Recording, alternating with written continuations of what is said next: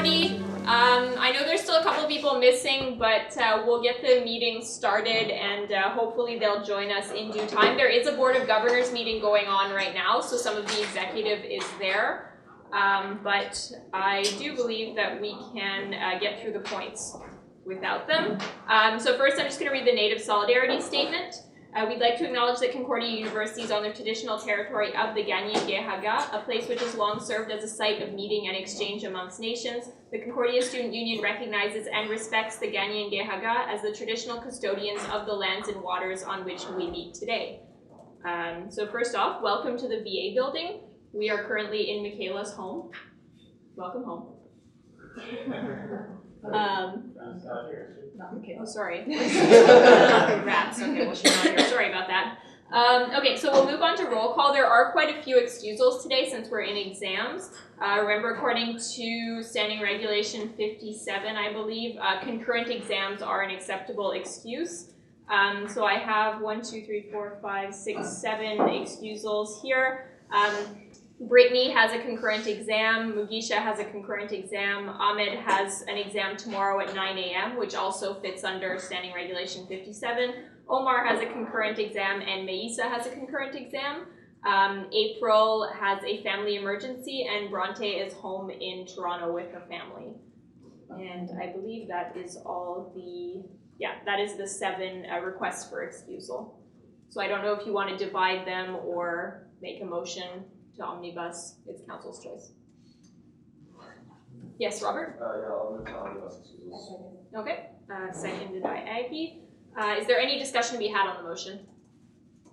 Okay, so all those in favor of excusing April, Brittany, Mugisha, Ahmed, Omar, Bronte, and Meisa, please raise your hands since we don't have placards. Just make sure to raise them high because sometimes it's hard to count hands.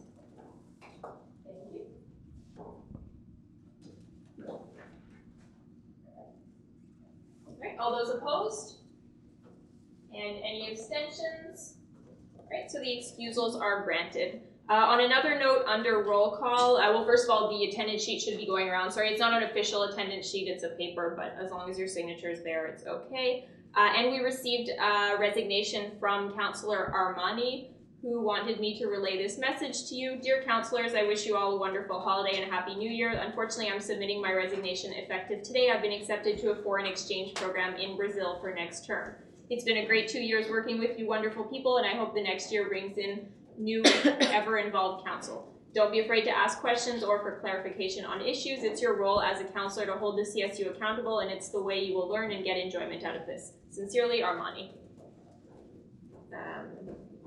Okay, so beyond that, and just on a side note, Armani sat on Senate and CCSL and no committees. So if there's nothing else to be discussed here, we'll move on to the approval of the agenda. So are there any additions, modifications, removals? Yes, Thomas. I'd like to add a point, budget reallocation and substantive. And a point, financial presentation also in substantive. And also I'd like to strike the Finance Committee appointment point. We not withstood the appropriate bylaw limiting the number of councillors on standing committee to add more people. So even though a seat has emptied, there's not an active empty seat at this point.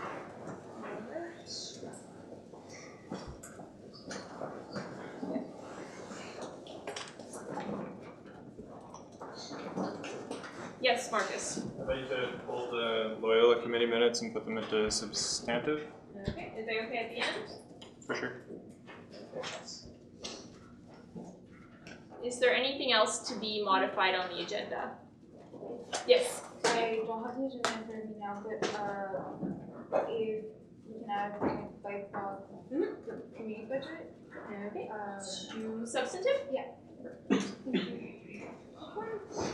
I'll put that before committee since usually we deal with those at the end. It's called BIPOC committee budget. Okay. Are there any other modifications to be made to the agenda? Yes. No. It's part of the first email. Oh, my apologies. Sorry, there is another request for excusal. I will entertain it after the approval of the agenda, however. Sorry, it was sent out with the council documents. Alois moved to be excused and sent it out as a PDF. Sorry about that. Is there any more modifications to the agenda to be added? Okay, so if not, we'll move to a vote. So all those in favor of approving the agenda as modified and all items under consent, please raise your placards. Sorry. Raise your hand.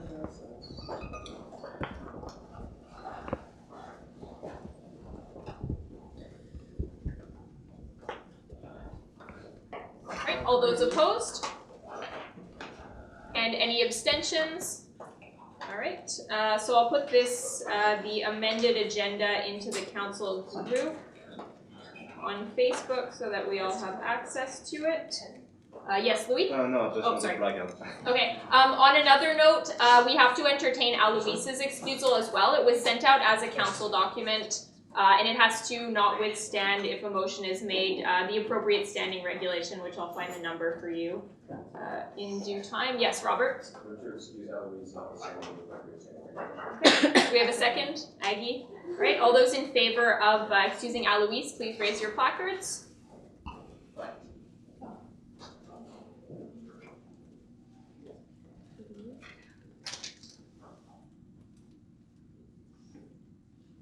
Right, all those opposed? And any abstentions? All right, so that motion carries. And if you'll give me 1 minute, I'll just add the document to the Facebook group so we all have the agenda. All right, so that is there. And with that, we can move on to point number 5, which is presentation and guest speakers. So we have a presentation from Utsil. Oh, there we go, Laurent. The floor is yours. Thank you. Welcome. Do we have access to the projector? Yeah. Yeah, let's do this. Sorry, we're not in our usual council room. Yes, I know. Yeah, you I can know this. unplug mine. It's okay. Just for the minutes, if Caitlin doesn't mind me interrupting. No, go ahead. Just make sure you sign the sheet, please. The attendance sheet, thank you. There's not really. We're just gonna take a little 5-minute unofficial break instead of moving on to appointments because that's gonna take a little bit of time. So we'll let Laurent set up in the meantime. Do we have a second? Julia, thank you. So all those in favor of taking a 15-minute recess for food and then coming back to the presentation, please raise your placards. We just did. Just keep your placards up, guys, please. We'll go for a 10-minute recess just so that since there's a presentation, you can eat and watch. I'm good. Perfect. All those opposed? And any abstentions? All right, we are in recess. Oops. I'm sorry. General coordinator for Utsil, CSU's non-profit partner for your housing co-op project. I don't know if you knew, now you know. And that's what we're about to talk for about 15 minutes. I'm here to update you on the project, also sort of put things back in context for the new council members, and to talk to you a bit about the steps that are coming up, because you should probably expect to see a lot more of me in the upcoming months. And as this project is kicking up to speed and moving forward pretty fast. So I'm gonna start, like I said, with a bit of history, then tell you, give you the brief rundown on where we're at with the project and what's upcoming, if that's all right with you. And I can take Q&A. I can take Q&A throughout if you prefer. Anyway, don't worry about it. So Utsil, like I said, is a nonprofit. We've been working with CSU for almost 3 years, but we exist since 2013. Our mission is to promote, study, and develop cooperative student housing in the entire province of Quebec. And we do a lot of things to do this. We are a part of a sector called the social economy. So we are a not-for-profit real estate developer, and we work in partnership with a lot of different organizations, one of which is NASCO, which some of you might know about, which is the North American Students of Cooperation, which is one of our international partners. So just to tell you some things you might have already seen that we're involved with, the website likehome.info, napa.info, Tsufangba, is our 3-language housing rights and tenant information website that was developed in partnership with Hojo. We get over 100,000 visits per year, so that's one of our nice projects. We are also pretty active on the research side of things. We collaborated once again with you guys a couple of years back to do a huge survey, the first of its kind, on student housing conditions, trying to identify the needs also for student housing around for Concordia students, but also for other students of the province.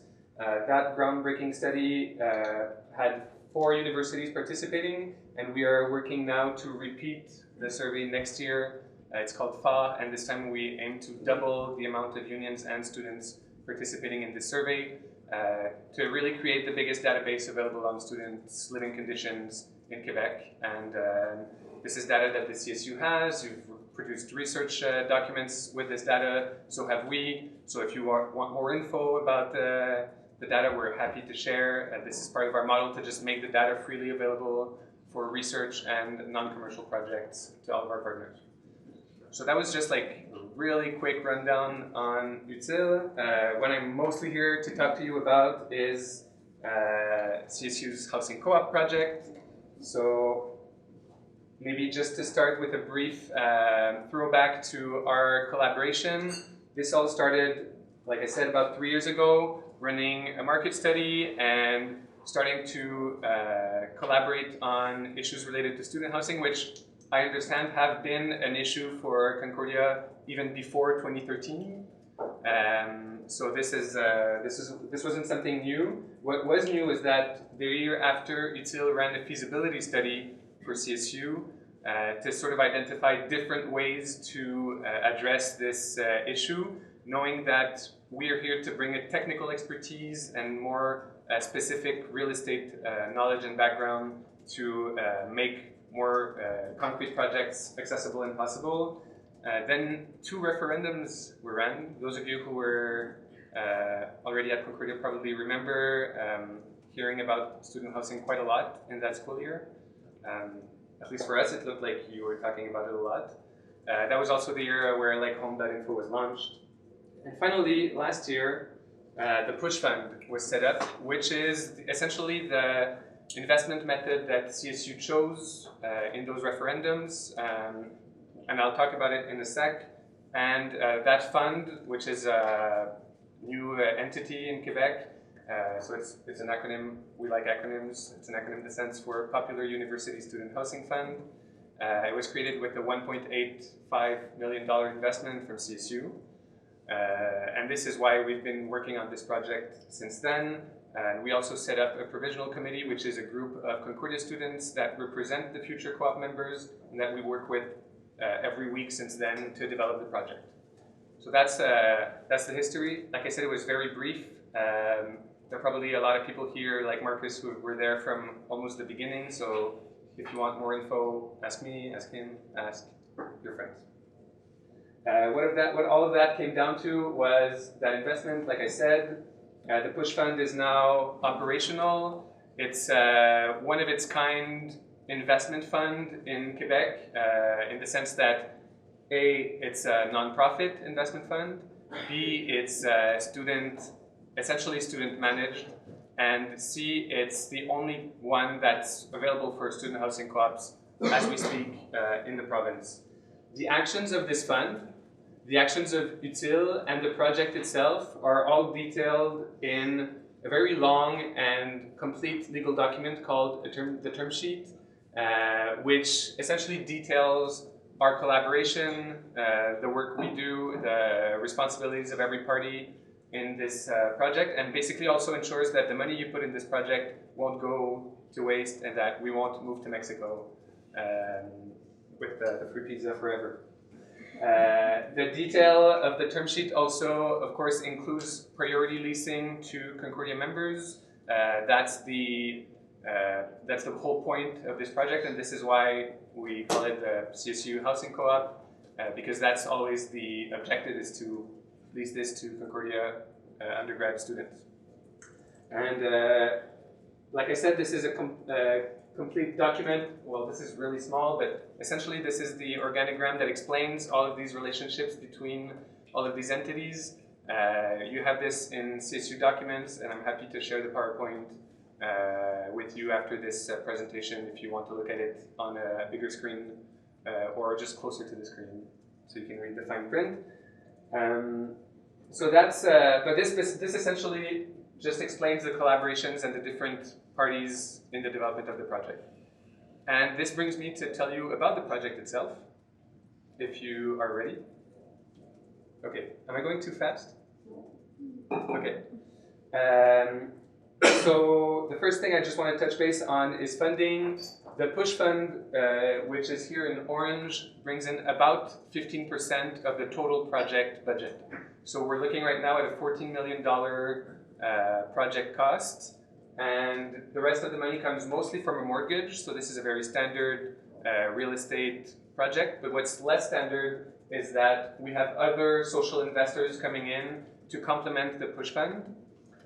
One of them is the Fiducie du Chantier de l'Économie Sociale, which was interested in this project from the first time CSU said, hey, we'd like to create a student housing project. They're a social economy investment fund that's used to doing nonprofit projects, and they've already committed and confirmed 1.1 million to the project. So this is already signed and confirmed and attached, and this is the objective amount we have for them. And right now we're working with them. They're the partners in the creation of a new investment fund. This is some of the new news about the project. Also for student housing, but with non-student investors. So we're going for labor union funds, we're going for institutional investors to come into the project with a limited return, but we're trying to find something that's interesting for them. And what's interesting is that we are creating this fund to finance not just this project, but 3 or 4 student housing co-ops in the province of Quebec to be developed afterwards, after this project that we're working on. So this is, the objective of this work is to really have as systematic an approach as we can to the development of this project so that we can have as many student housing co-ops as possible throughout the province and for all universities. So that's our work, but also surprisingly it's easier to raise $10 million in capital than 2, because they're like, oh, this starts to be interesting. So this is one of the reasons we're doing this. It also helps this project, obviously. It's not like a detour. And now the building itself. I'm sure you're all excited to see what it looks like. All we have are very early images. This is a rough render that's not even up to date. I'm going to show you some of our latest sketches a bit later, but essentially right now we're working on the plans as we speak. Well, it's after 5, but like generally as we speak, the architects are working on the plans of the building. The building is a new construction. It's going to be built to suit for contemporary students' lifestyles, if I can say that. It's 160 rooms in studios and 2 to 4 bedroom apartments. And so we're talking about 95 apartments of all sizes. This is much larger than what was initially planned. In the term sheet, we say we're going for a minimum of 100 rooms, but we managed to find space for more. And the average rent, which is also in the term sheet, is $450 per room per month. The land is purchased where it's going to be built. It's still under embargo for the reason that we are negotiating right now with public bodies for a significant investment in the project, and that will be announced probably in January at the same time as the land purchase. Some of you may already know or happen to know where it's located, but I ask you to please keep that to yourself as we sort this out in the final, we're in the final stages of just closing on this announcement, but stand reassured, UTIL now already owns the land where the project is going to be built, and it's already moving forward for a few months.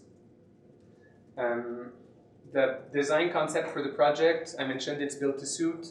One of the orientations we had from the Concordia students we consulted was to have common spaces in the project, not just apartments. So we have 3 in the building that's planned. There's an inner courtyard with a lot of greenery and a lot of, well, we think it's going to add a lot of quality of life. There's agriculture on the roof that's planned for people who want to grow vegetables or whatever they want to grow. And there's a common room for common activities. It's going to be legal soon to grow very original things on the roof. So here I am with the sketches I told you about. This is first blow up of the inner courtyard. Our architects really like zigzags, so you have a zigzag ramp here, which doesn't really make sense if you're in a wheelchair, so that's going to change. But the ground floor will be universally accessible to people with disabilities. We want about 10% of the project to be 10% of the units to be entirely accessible. And you can see that you have balconies looking into the inner courtyard, which is also a way to make this a space where people can interact and socialize. This is the roof on the right, also a zigzag, also going to change. But the plan is to have plants there. And here you have the facade. It's going to be bricks. We don't know where the windows are going to be yet. We're still really working out the details. But the essential point here is that there's going to be a common room here on the ground floor that people can enter through. And this is also a space for community oriented activities. So our intention, and this is something that the provisional committee is down with so far, but we always consult with them on these things, is to make this a space where some public events or community events can be held, and not just a space for the community to live in, but also to have Concordia academic events or meetings for the neighborhood community groups or things like that. That's the intention, but then it's going to be up to the co-op members in the future to decide what exactly they're going to be doing with that space. It's about 1,000 square feet, so it can also be used for screenings, parties. It should be pretty nice. So that's the rough elements of the project so far. I hope you're excited. We're very excited, as this is like becoming more and more concrete, no pun intended. So now I wanted to tell you a bit about the next steps.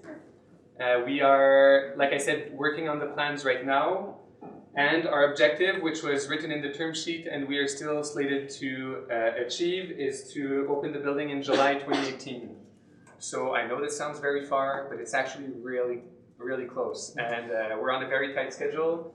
We hope to finalize the plans by February, hand them in for borough approval, which is a very long and complicated process, and break ground next summer to start the construction of the project and start leasing it out to Concordia students next year over the winter, so December or January is the target moment. So if you're still a student at that time and you are unsatisfied with your housing conditions, please make a note because we will have 100 apartments to fill. So that's the next steps. What we will be doing over the next semester, more in the short term, is ironing out the interior design. So far we have no plans for the common space, stuff like that. We're going to also be creating the co-op's identity because we've been working with the provisional committee for over a year now, but now it's time to start giving the co-op more substance and more existence. So that's one of the next steps. Like I said, getting the construction permit and finalizing funding. Everything is on track for funding. We have a lot of confirmations already, but the devil is in the details, and we're here to handle the details. So we're going to have the head in the details for that. All of this is ongoing in collaboration with, we have quite a few interns from, especially the design department, but that varies in time. So we try to work with Concordia students on every step of the project. We are also in close collaboration with CSU execs, more specifically Lucy, who I meet relatively often. And like I said, the provisional committee, which are the future co-op members, that are very involved in every step of the design and orientation process in making sure that it meets the needs. I'm also here to discuss different things that are in talks right now with CSU that will in the future probably require council approval. So just so that you're not surprised if we talk about that in January or February. The first is minor updates to the term sheet, just to represent the project as it stands now, and I'll just briefly touch base on that, and start to formalize the marketing collaboration in the long term between CSU and the project, which is already planned for in the term sheet, but the point being that this building will last for 150 years, maybe more. I hope that CSU will last for 150 years in the future. But whether that's the case or not, we want Concordia students to live in that building for that time. So as long as Concordia University stands, at least. So the point is to make sure that there's a collaboration on making the project visible to students on the campus, because we don't want them to forget that this co-op exists and is available to them, and then stop living there. That would be very bad for our financials too. If the apartments are empty, we're just going to go bankrupt and the project will be converted to private housing, which is not the point. So if we want this to stay affordable forever, we need students to live in it forever, and this is why that collaboration will start to be formalized. In terms of the updates, I said one of them, and this is an orientation we've been discussing with the exec and with the provisional committee, is to clarify that the target rent that's in the term sheet is an average rent. The point of this is that our goal is to modulate rents according to apartment sizes. If you say, as it stands right now in the term sheet, $450, the studios are $450, which is dirt cheap, especially if you compare it to residence or other forms of student housing. It's like twice cheaper. But the 4-bedroom apartments are also $450 per room, which is less cheap compared to other 4-bedroom apartments. So we suggested to modulate the rents between less than 400, so we can get some lower rents, and about 500, 530 for studios. The point being that we're going to keep the same target average rent, which is our commitment, and which is always the limit that's set, and we try to go as low as possible, but that won't change. We just want to have a sense of equity between the different apartment sizes, so that all of them are comparatively as affordable as the others to what you would find on the private market. I hope I explained this correctly. If you have any questions, feel free to ask them. I'm almost done. We've also discovered that some services would be cheaper to add to the rent, or essentially to mutualize. Some of them will probably be necessary to be mutualized, so we want to acknowledge that as well. For example, it might make more sense to include heating and all of that, so people have less surprises and we can have economies of scale. So in the end, everyone pays less.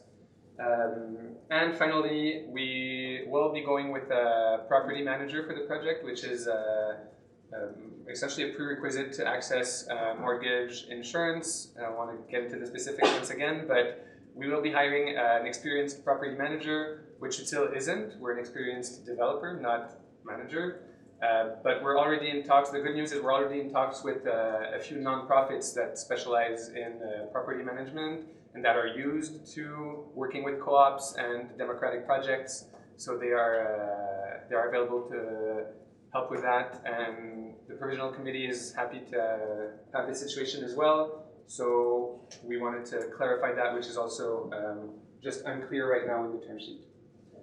And finally, in terms of the marketing collaboration I was talking about earlier, our suggestion is simply to make sure that CSU communications will be used to promote the project at the time of the year where the leasing happens, which is usually March.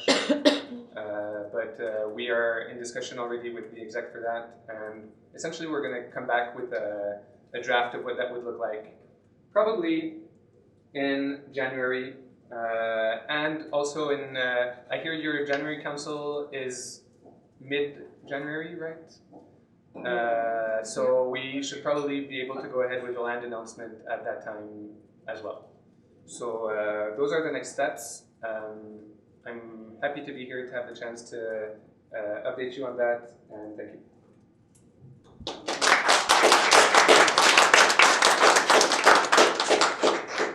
Does anyone have any questions for Laurent? Yes, Lana? Have you decided on the average amount of square footage per person living in the housing project? I don't have the exact numbers, the most recent, but it's about 300 square feet. That's average. Yeah. But there's the land is relatively complex, so there's very different apartment types. Some of them are on 2 floors, some of them are on corners, so it varies significantly. Our main objective for that is equity between units. So the ones that are weirder should have better views, stuff like that, just to make sure that everything is offset. Marcus? I'm wondering if you could speak a little more about this new fund that you mentioned earlier and how it's getting funding from like different bodies and other external stakeholders. Yeah, so I'm just curious, you kind of briefly went over it, but like who's being reached out to, like what, is it specifically for housing projects, like yeah. I'm happy to. We always needed a third investor party, or fourth actually, since the beginning of the project, because the push fund really just takes a small portion, and the mortgage won't take all of it. So there was always this need for what we called quasi-equity. So an investor, a third-party investor. The reason we set up a fund, like I mentioned, is that it's easier to get people to pool in a fund than in a project. And we are working with the fiducie because their director is a person of experience who has set up a lot of these funds for nonprofit projects in the past. And he has way more credibility going to investors than a bunch of students or young, like we're doing new stuff, promoters.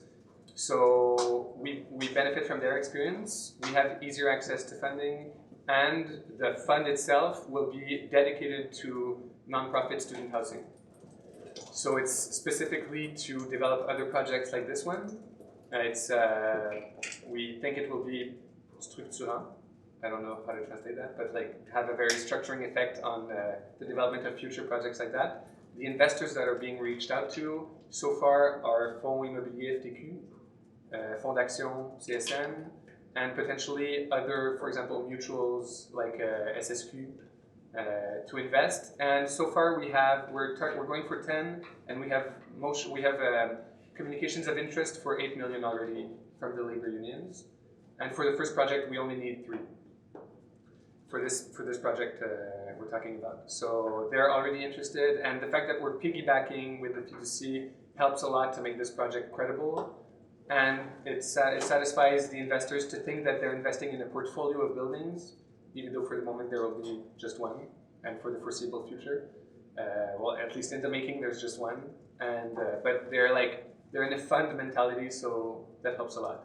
And in terms of return, it's going to be slightly higher than a mortgage, but much lower than traditional real estate investment.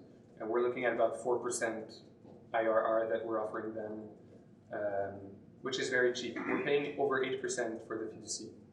We're also going to use them to buy out the fiducie and pay less interest. But the fiducie knows that. Anyway, let's go.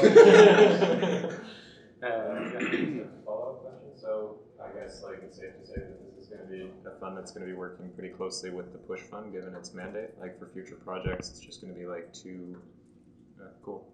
Actually, to answer precisely your question, this fund exists only because the push fund exists.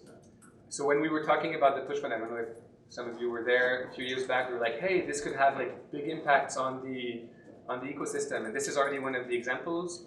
Their point is to take a position in the funding that the push fund can't take, and vice versa. So they're very complementary, and their goal is to, as soon as possible, although the timeline can vary, also buy back the push fund so that the push fund can invest in another co-op project somewhere else.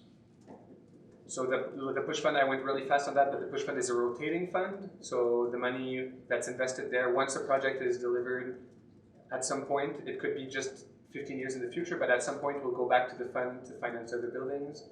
But now those two should work in synergy to develop nonprofit student housing everywhere. Are there any more questions for Laurent? Yes, Michaela? So there's 10% of the rooms are going to be accessible for people with wheelchairs or other disabilities. I'm just wondering why it's 10 and not higher. It's because we can't afford elevators. That's the only reason. I should add that we also have the goal to add another 10% for other form of disabilities, not wheelchair related, because like for people that can do stairs but maybe have other limitations. So that's an objective we also give to our architects to work with. But the elevators really expensive. Lana? Are you going to be ensuring that there's an electrical capacity so that in the future maybe this building could have an elevator in it should like the funds be raised for it? This is something that we've looked at. It's going to be really complicated more because of physical issues than electrical capacity. But yes, the electrical capacity will be there.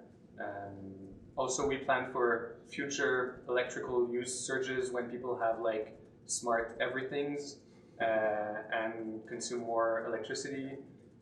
So that's part of the plan too. Because like I said, we're building for 150 years. So you have to like plan for those kind of things. Yes, Thomas? On that note, so the roof is clearly load bearing enough to like be walked on have plants. Is there any possibility of using it to generate power, or is that just not a reality? Beyond any like general questions related to that, the roof will be about half of the time in the shade. So no is your short answer. Maybe some parts of the some walls. Maybe at some point when the technology is there. Any more questions? Okay, well, thank you very much, Laurent. Thank you. Have a good evening.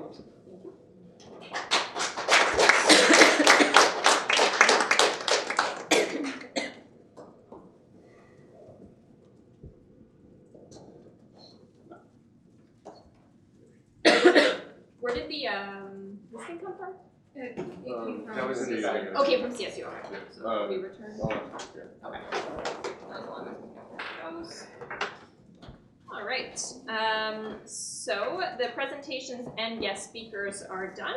And with that, we can move on to point number 6, which is appointments, starting with the appointments committee. This one's yours, Marcus. Yep. So because Thomas used to sit on the appointments committee and is now on the executive, this has opened up. Although most of the work of appointments committee is done, because most of them are done through in September, I still think that there's going to be a couple popping up every now and then. It's a pretty, we don't meet on a very regular basis, but when we do, it's a good time. I'm pretty sure I brought croissants last time as well. Can you confirm? No. Oh, I bought pizza, yeah, that's right. This pizza. Okay, anyway, so it's a good time. So if anybody wants to nominate themselves or someone else for the committee, it's a very important functioning of the union, and we could use some dedicated people that are down to like come to meetings as sporadic as they may be. All right, so at this point, I'll open the floor to nominations, either for yourself or someone else.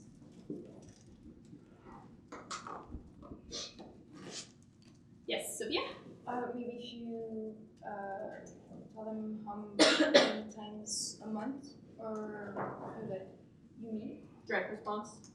Yeah, it's probably like maximum once a month. I think we've met maybe 4 times in the past. So yeah, around.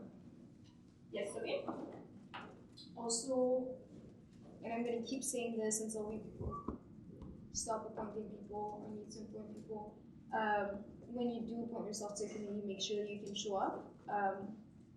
The executives' jobs relies on people showing up to committees so we can pass things. if we start bringing everything that's supposed to go to committee to council, council is gonna, I think, Caitlin made the comment at some point, it could last like over 5 hours, which it used to be 5 hours council, like minimum, I'm sure, yeah. So like when you do appoint yourself, or when you do accept a nomination, or nominate yourself or accept a nomination, please be sure to check with the commitment, the time commitment, so you can actually make sure you can show up, because we don't want to appoint people that are then not going to show up. Yeah. Great, thank you, Sophia. Is there anyone who'd like to appoint themselves or someone else to the appointments committee? Okay, so if not, that'll come back next meeting. And we can move on to the policy committee. This is yours, Sophia. Yes, policy committee. We meet once a week. Get the message? Yeah, so we meet once a week. We review the standing regs. Anything that is mandated to us by council, so yourselves. Right now we're reviewing just like general inconsistencies in the standing regs. We're also looking at mandatory consent training and how to make them more mandatory. We're also looking at electronic voting, as a counselor brought up. Yeah, we look at policies, we write or review policies. It's a very, very, very important committee, and I'm not just saying that because it's mine, I swear. Because CSU it functions, everything in council, everything functions through its policies. So yeah, once a week. I'll make a doodle for next semester, so that your input is taken into consideration, but once a week. Thank Once you. a week. Okay, would anyone like to nominate themselves or someone else for the policy committee? Yes, Julia? I would like to pick myself. Okay, we have a second. Rowan, I saw you first. All right, are there any other appointment nominations? Sorry, yes, Rachel? I'd like to nominate Maggie Maxim. Okay, and right, she spoke to me before council, so she did consent to the nomination. Yes, Christina? I just have a question. Are you just looking for one person? Yes, there's one spot open, at least promises. Rowan? I would like to nominate myself. Okay, do we have a seconder? Robert? Are there any other nominations? Okay, so at this moment we have Julia, Maggie, and Rowan. Alright, so I will allow you to motivate for yourself, starting with Julia. So I have a lot of work experience that revolves around finding inconsistencies in written documents and producing them for groups on campus, and I'm super interested in finding concrete means in policy format to ensure that students' rights are protected, and I deal with similar tasks in the Faculty of Arts and Science. I'm very methodological, so I think that's convenient for dealing with structural and policy-related matters, and I think I should be well balanced out by the current members of the Policy Review Committee. I'm highly committed to a more inclusive and accommodating CSU, specifically through physical accessibility and anti-oppression programs, and I think this is the right place to do that. Great, thank you, Julia. Did Maggie send a blurb or anything? She did. Sorry. Not a problem. Okay. So she wrote, I have always been interested in the policy committee, but this semester I was going to school, working full-time, and was on other committees, but next semester I will not be working and only have 3 classes, and would like to be more involved. I might not be the most knowledgeable counselor when it comes to policy, but I love learning, and I understand very well that my job here as a counselor is to represent the students of Concordia and not my personal opinion. Okay, thank you very much. And Rowan. I don't have a ton of experience with policy. My experience is limited with that, but I think I would take the approach of just making sure to ask lots of questions and figure my way out, find my way through that, make sure I knew what I was doing, and yeah, being very methodological through looking through these policies, and I think that that's the approach that I would take, and I as well also agree strongly with the different anti-oppression and different policies that the CSU has been passing on recently, and I'd be happy to work on them further. Thank you very much. So at this point, I'll open the floor to motivations for the candidates and general discussions. We have a bit of a speakers list: Sophia, Robert, and then Thomas. This is not a motivation. It's just I don't know if I made it sound like maybe too like intimidating. Experience in policy writing or policy review is really welcome, but it's not a necessity. Most of the members of policy right now are had no experience in policy before and are asking the right, and maybe it's that like fresh eye over policy, but are asking the right questions and are engaging in like very challenging like discussion. They're very constructive. So I just want to make clear, experience is great, but also no experience shouldn't like hold back in this. Thank you. Robert? Yeah, I just want to ask 2 questions, if I may, that are related. One is just who is on policy currently? Direct. Yeah. There is Michaela, Jason, Sarah, Awatif, who is our student at large member, and we had Thomas and Stephen. And the other question is, for the candidates, what committees are you currently on, if any? None. So that's for We all just go in order. Julia? None. Okay. Maggie is on student life and the self-fund committee. And Rowan? I'm on student life. Right. Thank you very much. And Thomas, the floor is yours. Yeah, I just want to say that creativity is an asset on those northern experiences. We have people on policy committee right now who are like pretty competent at writing policy. So in my personal opinion, new eyes and new thoughts would be super great. Thank you very much. Alex? This is a question for Sophia. What are the faculties currently represented on policy?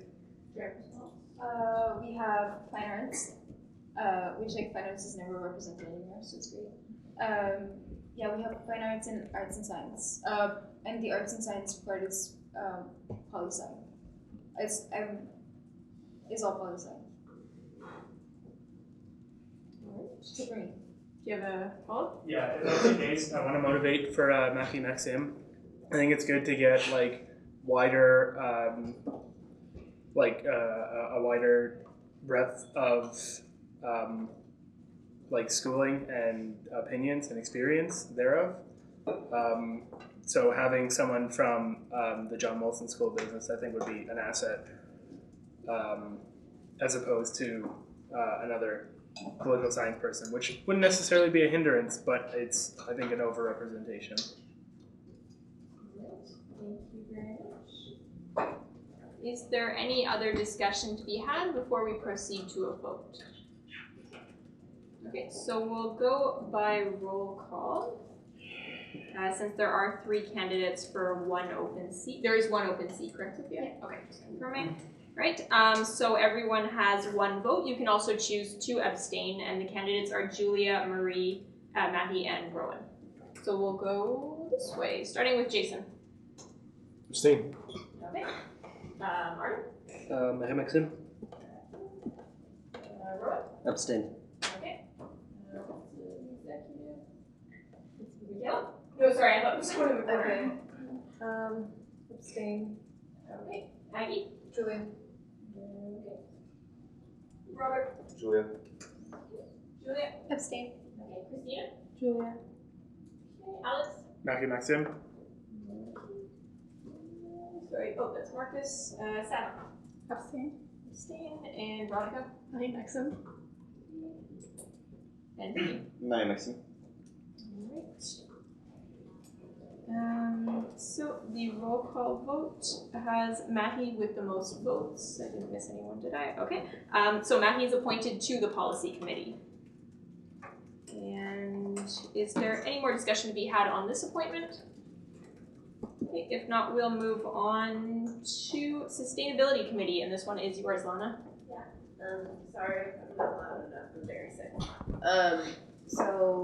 Sustainability committee looks at the policies as well as the projects that are there to reinforce sustainability on campus.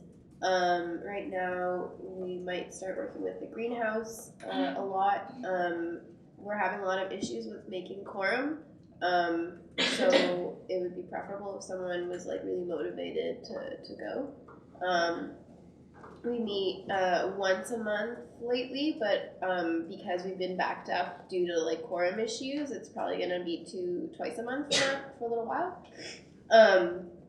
And yeah, if you're new to sustainability like issues, then like that's totally cool. But I think it's a pretty cool learning space.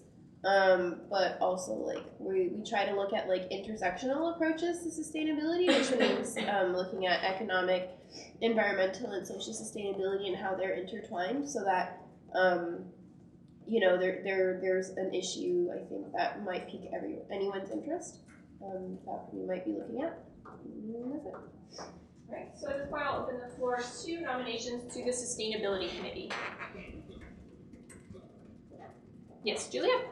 I nominate myself. Okay, do we have a seconder? Aggie? Are there any other nominations?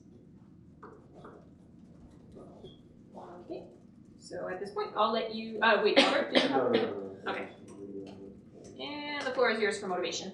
Yeah, I'm really interested in sustainability issues, and I think Lana was very convincing, and so I would love to join her committee if anyone would allow me to do that. Okay, thank you very much. Is there any discussion or motivation to be had on this appointment? Okay, well, since there's one counselor for one seat, we'll move to a vote. So all those in favor of appointing Julia to the Sustainability Committee, please raise your placards.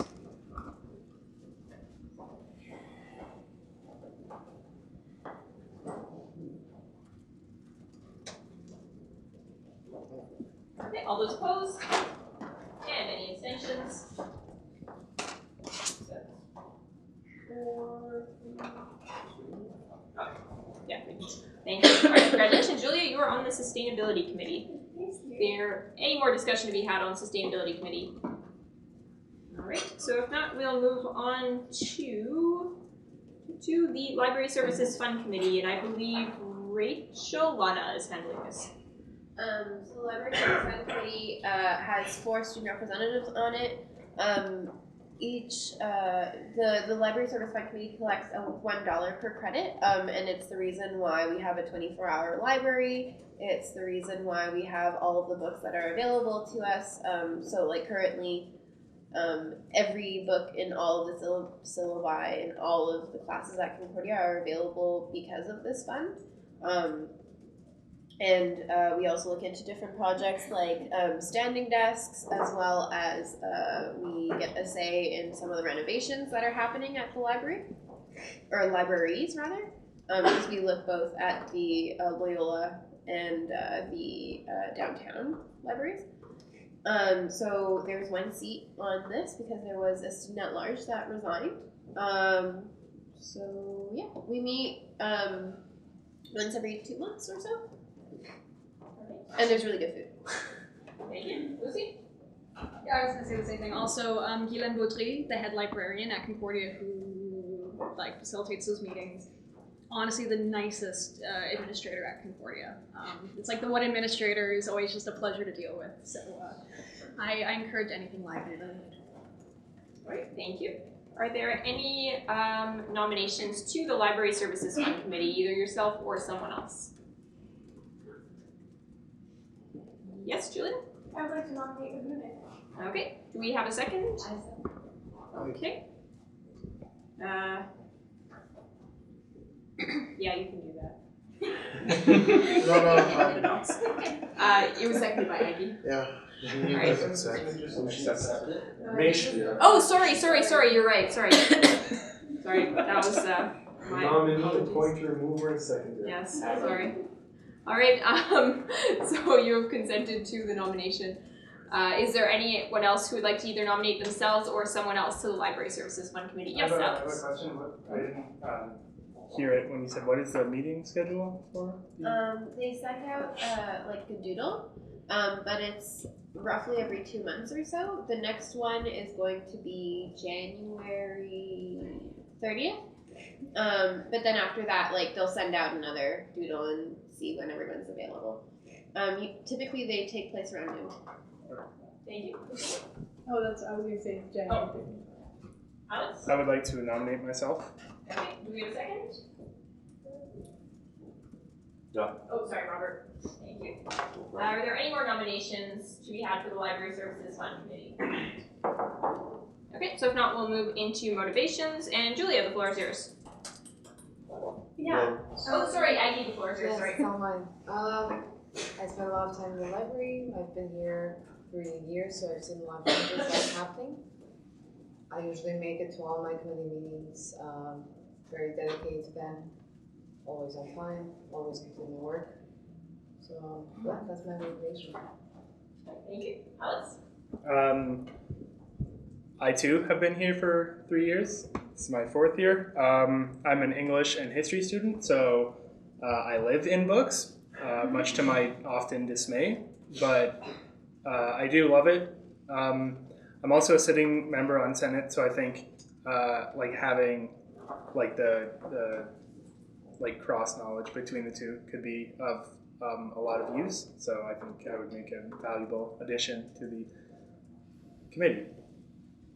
Thank you.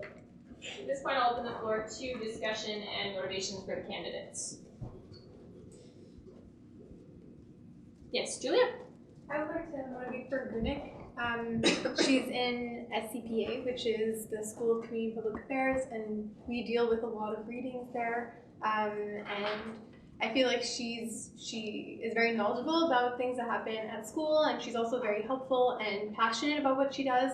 And her consenting her nomination, and she had talked about it earlier, really proves that she is very interested, and I think she would do a great job. She sits on faculty council for the Faculty of Arts and Science, so she also has that cross like body knowledge. So I think she would be really great for this. Great, thank you. Are there any more motivations or discussions before we move to a vote? Great, so if not, we'll move to a vote by roll call, and this time we'll go around this way, starting with Louis. And the candidates are Agunik and Alex. I abstain. Abstain. Veronica? Pardon? Agunik. Second. Abstain. Alex. I abstain. Abstain. Christina? Gunik. Julia? Gunik. Robert? Abstain. Abstain. Aggie? Abstain. Abstain. Michaela? Abstain. Abstain. Rowan? Abstain. Abstain. Artem? Abstain. Jason? I'm a stand out and vote Gunik. Alright. Okay, so vote tally. Agunik, congratulations. You've been appointed to the Library Services Fund. Thank you, Brain. I appreciate it. Alright. Is there any more discussion to be had on this appointment? Alright, so if not, we'll move on to, there's no new business informational. So we'll move on to new business substantive, and the first point is Hojo. And this one was Lucy's? Sure, I will just bring it up so it's on my computer. So in addition to the motion, I also sent out some additional documentation so people were able to take a look at that. Okay, whereas the CSU Students Face Accessible Education Legal Contingency Silk Fund may be used for the renovation of and or repairs to such lands and buildings or part thereof located at one or more sites considered suitable by the Council of Representatives of the CSU to serve as student centers as stated in Special Bylaw I. Know you've all heard that whereas clause before. Whereas additional professional services related to the perimeter wall of the new off-campus housing and job bank offices were not previously taken into account within the scope of professional services related to the renovation and relocation of said space. whereas the quote related to these services provided by contractor Edifica is $4,280. Be resolved that council approves an amount of $4,280 for professional services related to the perimeter wall of the future hotel offices to be expensed from the self-fund in accordance with special bylaw I. All right, do we have a second? I think that's Robert. Thank you. Lucy, the floor is yours. Yeah, so this number and the documentation that you have was forwarded to me by our general manager, and it was just something that was not originally taken into consideration, but it's something that has to be done in terms of the hotel renovations. He took a look at it. Everything's kosher. It's a pretty good price for those services. So it just wasn't included in the other renovation stuff. So we're making up for that now. Thank you. Is there any discussion to be had on this motion? All right, so if not, we'll proceed to a vote. So all those in favor of the motion as read by Lucy, please raise your placards.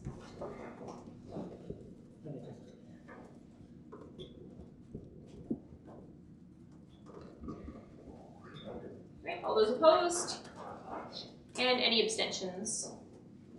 All right, so the motion carries unanimously. Is there any more discussion to be had on this agenda point? All right, so if not, we'll move on to 8B, which is called to resist and disrupt Trump's state visit to Canada. And this is Aloise's point. Marcus? Okay, so just the motion.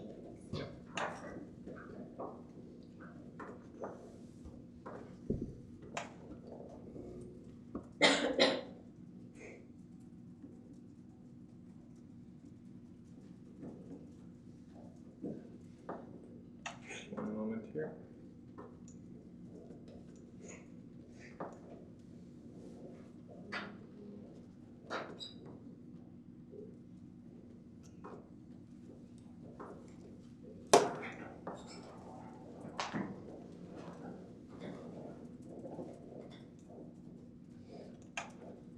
Okay.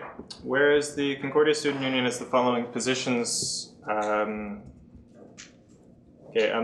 I don't think I have to read all of these out. I'm sure we've all read them in the docs. There's quite a... Okay.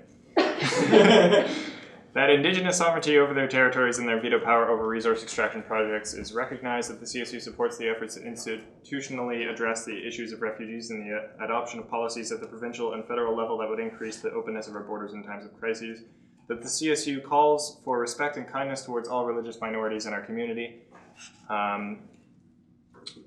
Be it further resolved that the CSU call on Concordia University community to foster a safer and more inclusive space for people of all cultures and religions as an act of solidarity internationally, as well as that the CSU oppose the energies and Line 9 pipelines, etc., that our society transition towards being fossil fuel free by 2050, that the emission of dangerous levels of greenhouse gases in the atmosphere be recognized as a crime against our environment and against humanity. Whereas the Council of Representatives adopted at the occasion of its last regular council meeting the following positions. Be it resolved that the CSU recognize that intersectional identities create different marginalized experiences and that different women and gender nonconforming people experience different barriers based upon class, ability, race, gender, expression, religion, ethnicity, etc. Be it resolved that the CSU respect the perspectives and values of the representation of women and gender nonconforming folks who are Black, Indigenous, and people of color. Be it resolved that the CSU add power and visibility to the voices of women and gender nonconforming folks who are Black, Indigenous, and people of color. Be it resolved that the CSU encourage an intersectional feminist approach towards all future endeavors. Be it resolved that the CSU recognizes the importance of listening and recognizing all the identities with the different barriers that each face. Whereas the Trump campaign and the upcoming Trump administration have validated repeatedly actions and discourses going directly against the CSU's position, be it resolved that the CSU endorse the call-out titled, "Trump, You Are Not Welcome, a Call to Resist and Disrupt Trump's State Visit to Canada." Great, thank you very much. Do we have a second here? Robert. All right, Marcus, the floor is yours. Okay, so I personally think this is a bit of a no-brainer. I would like to think that our organization's direction stands as the antithesis of everything that Trump and his cabinet represent. But I think that it's more important to look at the actual policies and the platform and the direction of his politics. So this is more a call, sort of a unifying message to recognize that our platform stands in opposition of all that he is. And the ultimate effect of having this kind of position, I'm sure, will be a question, but it's designed so that we can, therefore, with this mandate, assist other organizations with complementary aims. Thank you. Just a Yes, point of information, just because the structuring of the motion seemed a little bit odd. The only thing that is actually like being resolved right now is that last bit about endorsing the call-out, right? Mm-hmm. Okay, cool. And the call-out was, in the additional docs. I'm sure you've all had time to take a look at it. Is there any more discussion to be had on the motion? Okay, so if not, we'll move to a vote. So all those in favor of the motion as read by Marcus, please raise your placards.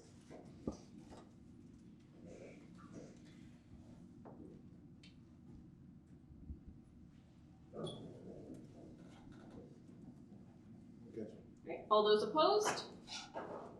And any abstentions? 2. All right, thank you very much. So the motion carries. Yes, Jason? Just like a question, just like a comment. Like future resolutions and positions, like it's nice to have preambles that go into the 12 articles to articulate very nice big sentences. But I just want to, invite people to make, paragraphs. Just reduce the number of preambles and whereases to make more meaty statements instead of fragmented ideas. Right, thank you. So we have a bit of a speakers list: Julia, Aggie, and then Lucy. Yeah, I kind of forgot to vote, but I got distracted for a second, so I vote yes. Thank you. Unfortunately, you can't change your vote, but thank you. But I didn't vote at all. That's an abstention. Okay. Yes, it was just a point of information. How come we're not projecting these motions on the projector if we have that accessible to us? Actually, I don't think that's ever been done at the CSU. Okay, that's fine. But, I just thought it was very helpful in general. It could be. If anyone wants to do that. Lucy and then Thomas. I was just gonna say I'll pass it on to Alois, especially he can't man himself. Also, I mean, we can do that facilitates, but we also expect, especially if your laptops, you already have the documentation with you, and you can also look at it at your leisure. You can, we don't have to be scrolling up and down the projection. I mean, if it's something that people want, we can do so, but I think just what's been practiced at CSU for as long as I can remember is just people have those docs available, and then if they need those docs available, we can still provide them. But it's also the expectation that they be read. Right, thank you. Thomas and then Sophia. I rescind. Sophia? I guess it may have been said before, but for people, I know that reading on a computer is extremely annoying. For some people, it's just not accessible as well. If you want the documents printed, you can always come to the office, and one of the execs can do that for you. Or even if it's like specific documents that you want, like only the motions that are presented, just come and we'll print them. All right, thank you very much, Sophia. Is there any more discussion to be had on this agenda point? Great, so if not, we'll move on to D, which is feminist position, and this one is yours, Lana. So this is to add on to the feminist position that was previously passed. Oh, sorry, my apologies. Yes, there you go, you're correct. Sorry, Lana, it was gender neutral minutes. It's fine. I think Which this is also yours. Okay. I didn't open that up, I'm sorry.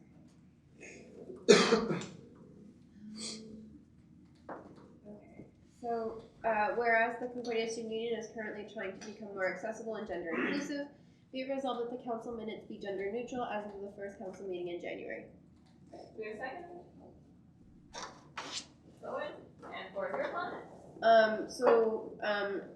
Not often in our minutes do we actually have pronouns, but should there ever be a pronoun that comes about, it would be replacing everything with they, just so that there are no assumptions made.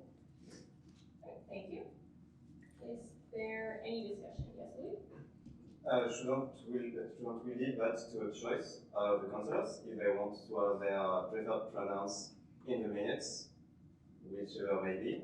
It might be like a better idea to let them have it to express their identity freely.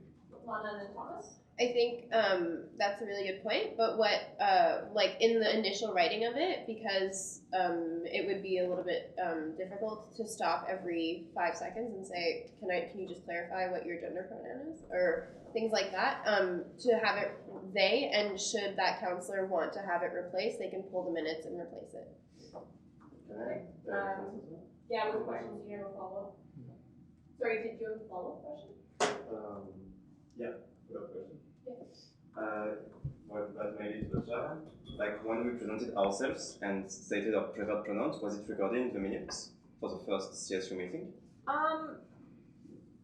It wasn't really stated the reason, but usually it's just kind of out of respect when we address each other. Was it recorded? Oh, was it recorded? Oh no, it was not. Okay. No. Thank you. All right, so we have Lana, Thomas, and then Caleb. Sorry, Thomas and then Caleb. Just to speak to that, I think it would be more appropriate to presume neutrality for multiple reasons. First, that if people are in a period of questioning their pronoun, this means that they don't have any prerogative to publicly declare how they want to be identified. Second, that I'm just a little bit antsy about having to have people identify themselves in any way. Like we have our names in the minutes. That's pretty much it. We don't record like ethnicity or like skin color or anything. I don't see why we should. Thank you. Caleb? I resent. Okay, Jason. So for the most part, all our minutes are first person, and in any instance where the person's pronoun would come up is during a portion of the minutes where it's not the person speaking but saying what they are doing or what they're presenting. Normally in corporate minutes, the person's pronoun is never mentioned. In fact, even the person's identity is never mentioned, saying that the board discussed this, the council resolved to do this, and the following was presented. Having pronouns rarely occurs, and when it does, it actually could easily be replaced by a neutral term. It doesn't have its place in the minutes. Thank you. This was an idea that was taken from CCSL, which recently changed its policy surrounding minutes. All right, thank you. Is there any more discussion to be had on this agenda point? All right, so if not, we'll move to a vote. So all those in favor of the motion as read by Lana, please raise your placards.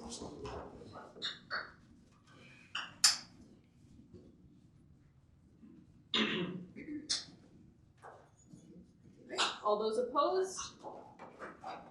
Is that an opposition? Oh, no. And any abstentions? Thank you. All right, so the motion carries. Is there any more discussion to be had on this agenda point?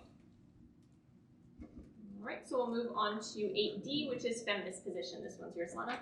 Whereas the CSU respects the perspective and value the representation of women and gender nonconforming folks who are Black, Indigenous, and people of color, whereas the CSU add power and visibility to the voices of women and gender nonconforming folks who are Black, Indigenous, and people of color, be it resolved that priority in that role would be given to someone who has lived experience and at the intersection of different systems of oppression. We have a second. Alex and Lana, or yours? So a few weeks ago, we passed quite a hefty feminist position. I sent things out to the Center for Gender Advocacy and other like Women's Studies Student Association, things like that, to get their feedback. And one group didn't get back to me until this past week. So this was their recommendation: is with the goal of making this a little bit more actionable. So, for instance, giving priority to someone who has lived experiences, believing them, is giving them voice, is making sure that they feel valued in this organization. Thank you. Robert?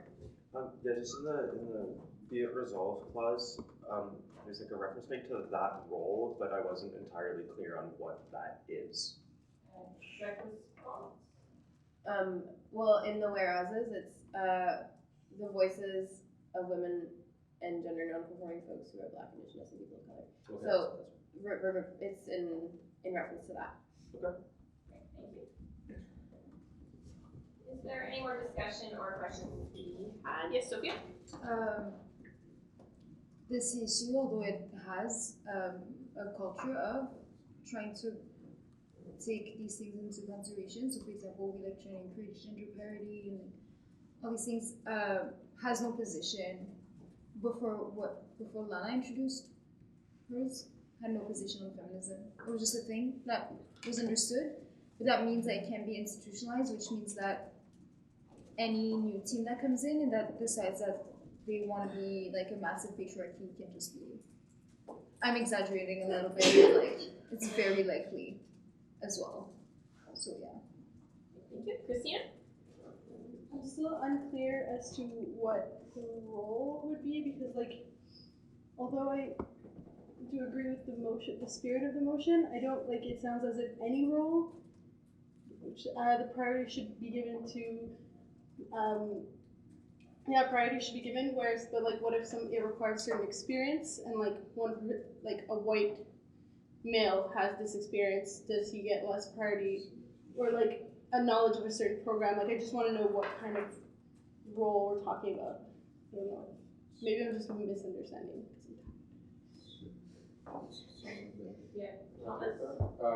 Much like university affirmative action programs, this wouldn't be that we prefer somebody with no experience over somebody with a lot of experience. It's just that, like, if experience is equal or roughly equal, then yeah, let's prioritize people who are not very well represented in the CSU. Thank you. Julia and then Sophia. Yeah, maybe it would be interesting to amend the motion so that part would be more clear. Like, I'm just gonna throw an idea, but I'm not like amending it. Maybe be it resolved that priority and roles within the union should be or would be given to someone who has lived experience at the intersection of different systems of oppression. But that's if I'm understanding the motion properly. So if someone could clarify, I would appreciate that. Sophia. The issue with uneven with, like, this is not an affirmative action type of position, is, so at the core what Azul the position is trying to do, and Lana, you can correct me if I'm like completely derailing,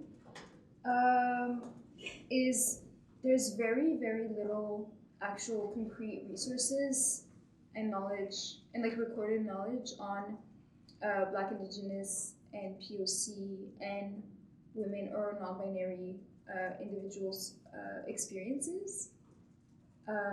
Just like now, for example, the university, like a group at the university, I'm working with them to like map and like courses to see like are people talking about racialized issue and like, so for something like 4% of classes at the university, which like there are 500 and more classes at the university, are actually like addressing these things, and that's because again there's no knowledge, and so taking racialized people's and non-binary people and women experiences as knowledge as for what they are is it's not only like telling a survivor of sexual assault, for example, I believe your experience, like it's also telling people that live with identities that are oppressed in our society that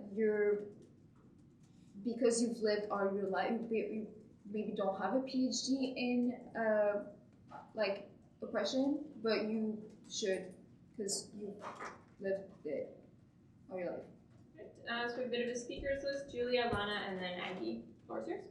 Thanks for clarifying, Sophia. I still think that maybe the motion wording should be clarified. Is it in terms of like what Sophia said in roles at the union or within Concordia? Direct response. It's a position, so it's globally. Okay. Your next one, speakers. Yeah. I think what this motion is also trying to get at is that not only are there intersections of oppression, but there are also intersections of privilege. So, for instance, so, you know, there are people that may be from a marginalized group, but who do not have the same lived experience as another person from similar marginalized groups. And it's making sure that we give those who have less privilege can feel heard. Thank you. Aggie, Jason, and then Julia. Yes, I think something that would really benefit me as a non-English speaker, because this motion is phrased in a way that is very complicated for me to understand. If there could be like a real life situation that someone could propose, that would really much help me as an example to understand what this position will entail. Is this a hiring position specifically, just purely a position? position motion, or is there something that actually comes to it? Direct response, Sophia? Yeah, so unfortunately there are no like particular situation I can give you because so we have many positions and all of them are not like very not very many of them are specific because we want their positions that we take. So faced with a situation, we like for example, faced with the university like investing into fossil fuels, we stand against it, and but that could be the university. But if we were to, the CSU were to, if UTIL was now investing into fossil fuels, then we would also stand against it. They're not. This is just an example. So positions are made just so that we know our own position, so we know what position to take when faced with the situation. But it's really hard to just like give like a concrete example. It's just more situation happens. This will help us, like help guide us in how we react to whatever situation or deal with it. Thank you. So Jason and then Julia. So some people seem to understand this motion as something very concrete, like a direct policy, whereas it could be enacted in terms of putting people into places. That's not the purpose of this position. This position is to take a general stance. It's an abstract idea with regards to how we engage other individuals and the way they present their lives to us. Normally, when someone would speak about their lived experience, they speak of it anecdotally, and we can't take the plural of anecdote to be evidence. Yet there are some cases, and especially with this position is trying to demonstrate, is that in cases of certain individuals who are undergoing certain kinds of systemic oppression, their lived experiences are less anecdotal and more experiential, more to be taken seriously as evidence, if you will, prima facie. This position is not something concrete. You're not going to be manifesting it or experiencing it as in we're going to put these people into place because of their origin. This is simply a way of thinking, the way we engage with individuals when they speak to us, and understanding where they're coming from. It is a difficult concept, and if you think you understand it easily, then you probably missed a piece of it. But no, don't look at this in a very policy, concrete manner. It's very abstract. Thank you. Julia? I would like to amend this motion to say, be resolved that priority in any role would be given to someone who has lived experience at the intersection of different systems of oppression. Do we have a second? Do we have a second? Before it's seconded, someone can ask questions. Yeah, you can, by the way. Was it a question? I could try to phrase it into a question, but it would be more like a comment question. We'll leave it for, we'll just get a second. Seconding the motion doesn't mean you agree with it, it just means you want to talk about it. Yes. Could you repeat? Yes. I just changed that to any, just because I felt like that's what was unclear. Yes. I'm not seconding it. I'm just saying that the speaker's list goes on even though it's not seconded. At any moment, someone can just shout second, and the motion's seconded. So we can entertain a dialogue in which friendly amendments can take place and criticisms before it is seconded. I just wanted to say that. But if you prefer it, come raise your placard. Of course. Of course. Yes, Sophia? Was it seconded? No. Okay, cool. Yeah. Marty? Can I propose a different amendment? Are you amending the amendment? The amendment was not seconded. No, I know, but no, that I'm trying to clarify. Oh. No, I guess. Okay, or you're proposing something completely different. Okay, yes, go ahead. Oh, I can propose something? So motion to amend the motion as follows. Be it resolved that the CSU prioritizes the voice of persons with lived experience, and the rest of the motion. Okay, we have a seconder for that.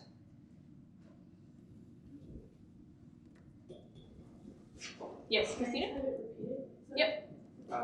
So it's be it resolved that the CSU prioritizes voices of persons with lived experience at the intersection of different systems of oppression. All right, Julia?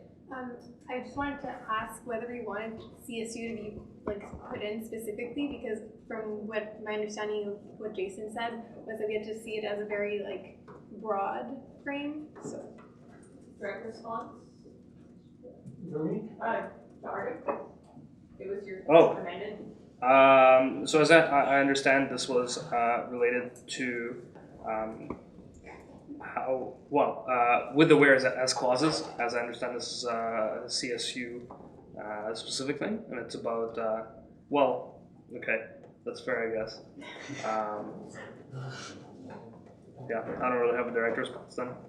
If it's not seconded, your motion can change wording. As this would be in the CSU positions book, it would imply that it would be at the CSU. But the reason why it does not specify at the CSU is because this is a call to globally think this way. And as we all know, we have a far-reaching voice, both provincially, federally, and as we now have a position to not let Trump in, for instance, internationally. So it's not just the CSU that we're talking about here within positions. We have positions on, for instance, fossil fuel use, but it doesn't just mean that we want Concordia to divest and that's pretty much it. After that, climate change is over, it's done. We're talking about a holistic approach here. Right, so just as a little recap, we do have a proposed amendment on the table with no seconder and a speakers list of Sophia and then Robert and then Aki. I think also it's very important to point out that this also, like this position also implies that, for example, if we want to hire a researcher on to, I don't know, again, like we want to hire a researcher to, I don't know, well, research the impacts of, or like how accessible, for example, services are on campus. So like health services, counseling and development, whatever, to racialized people. We would, in that role as a researcher potentially, and again, this is like very specific, it's like jobs at the CSU, but it would mean that we would strive to, just like for the international student hike research, like campaigners positions, we try to get either engineering or international students or GMSB students or pure science students, because they were the ones affected, conducting a research on how racialized people find it accessible or not, like all the different services on campus. We were trying to find or prioritize hiring a racialized person to the job. Again, this is about hiring, but it's just, we're not going to bring in a speaker that's going to talk about oppression if he's a white cis straight dude. Like, this applies to everything. Or if someone, like if we're collaborating with any group or we're supporting any event, or if there's that kind of event that like this like person that is not part of a certain group wants to speak for them, we're not going to stand for that. And that's also what this position does. And so limiting it to only the CSU, it limits the power, like the empowerment it can have for racialized people to actually speak for themselves or like be represented by someone that actually identifies the same way that they do. So I would suggest not changing this motion, because there's so much. It's like the shortest motion I've seen in a while, because Alois has been bringing motions to council these days, and it's only 3 lines, but they're the most concise and they're the most complete, and they include so much in them. And like, I commend you, Lana, for this. Yeah, I would suggest not changing it. Thank you, Robert. Where are we procedurally? Artem proposed a amendment that reads that the CSU prioritizes the voice of persons with lived experiences and talks about the rest of the motion, and it has not been seconded, so we're just. So we're still on the main question. Yeah. Okay, I call the question. Okay, there is a speakers list. Do we have a second for the call to question? Second. Thank you. So there's no discussion on all the questions, so all those in favor of calling the question, please raise your placards. So just a reminder, we're voting on voting.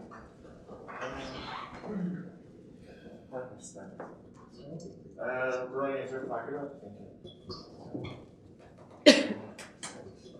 Alright, all those opposed? 2,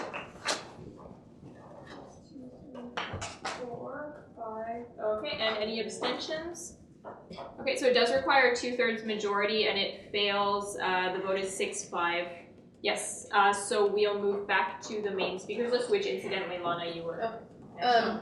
So a reason I am wary of the amendments that have been presented is because this motion and the feminist position as a whole that was presented was in the guise of being as intersectional as possible.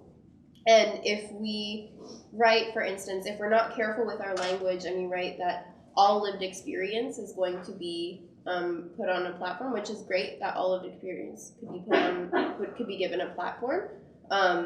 It has a very all lives matter kind of vibe to it, which is not the point of this motion, because a lot of people who do not face systemic oppression already have this platform and already are believed through their lived experiences on a daily basis. Thank you. Becky? I want to move to have this motion, I'm not sure if I can, but I want to see if I can. I want to move to have this motion sent to policy to review and table it for the next council meeting. Am I allowed to do that? Yeah, you can. You can refer it to committee. Do we have a second? Sarah? So now we're discussing sending the motion to policy committee. Sophia? And then. Oh, sorry, Aggie. Sorry. The motion was yours. Sorry. My Right. apologies. Point of Aggie and then order. Sophia. Yep. Wasn't the motion defeated? How can a defeated motion be sent to? No, the call to question was defeated. Oh, defeated. Okay. Yeah. Perfect. Sorry, Sophia, Aggie, and then Robert. Totally sense. I mean, Aggie, Sophia, and then Robert. Sorry, I said that wrong. Is this my motivation? Yes. Yeah, I strongly agree with the spirit of this motion. I feel that it was phrased in a way that didn't deliver it to me personally, and I find a lot of people here. And as was said before, it's very sensitive the way we phrase it. So I'd really just like it to be reworded and presented to council at the next council meeting. Sophia? So I'm part of the policy committee, and as someone that has been dealing with policies for most of my academic career, both in school and as my job, and reviewing policies, this and I know I said it before, but changing the wording, even the small wording of what Julia wanted to change and role and what Arden wanted to change as well, will limit this and will water it down, and it's going to lose its potential completely. Also, policy committee, as with the Oscars, is so white, and and it's also very. That was a really bad joke. So really sorry, I'm tired. Also, it's very cis, very straight, not very intersectional. Maybe if people want to refer this to something, I'd say refer it to create an ad hoc committee or something. If you want to go for it, go for it. Go ad hoc committee with racialized, non-binary, people that have experienced oppression. If you actually want this to be and don't want just to delay it for next council, I would say I would suggest creating an ad hoc committee, because this, I do not feel comfortable bringing and asking people that have more or less some kind of no experience with depression dealing with this. thank you. So we're on the discussion of referring to policy committee, and the speakers list goes Robert, Artem, Alex, Jason, Lana, Julia. Robert. Yeah, I'm gonna vote against sending this to policy. It seems like we're getting a little bit excessively like nitpicky about this. I think the spirit of it's relatively clear. I myself was a little bit confused at first, but it's for my purposes been adequately explained. It makes sense. I do see the issue of like tinkering with the wording could rob this position of a lot of its force. At the end of the day, it's like, an 80-word position that we're going to take on. I don't think that we need to be like deliberating over like minor technicalities and how exactly it's written and who should be writing it to quite the degree that we have. Thank you. Artem? Yeah, I'd like to motivate against sending this motion to the policy committee. I think this type of motion is way too important to be delaying any further. So this is definitely something I'd like to see passed today with perhaps a wording that everyone could agree on. Thank you. Alex? Yeah, I would like to further motivate against sending this to the committee. Sophia brought up a very interesting point that and granted, I know we have not accepted this motion, or voted it through rather, but sending it to a body that is predominantly white and cisgendered and straight is very much against what this motion is trying to achieve, and it's really working against itself in that regard. Thank you. Jason? I don't speak for the people in policy. I just have a feeling it might come back with the same wording. Maybe a definitional preamble, even then. But that's just an inkling. Thank you. Lana? I just want to reiterate, I think I alluded to this, but this is to be part of a feminist position, and I think something that we're trying to get at here is that feminism isn't feminism if it's not intersectional. And something I also want to bring up is that the group that got back to me was the Center for Gender Advocacy, which has an intersectional feminist mandate. So I trust their judgment on this. Thank you. Julia and then Robert. I have a question for Sophia.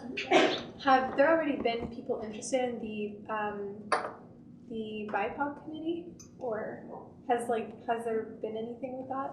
Direct response. Yeah. I've been talking. There's an anti-racism committee that's been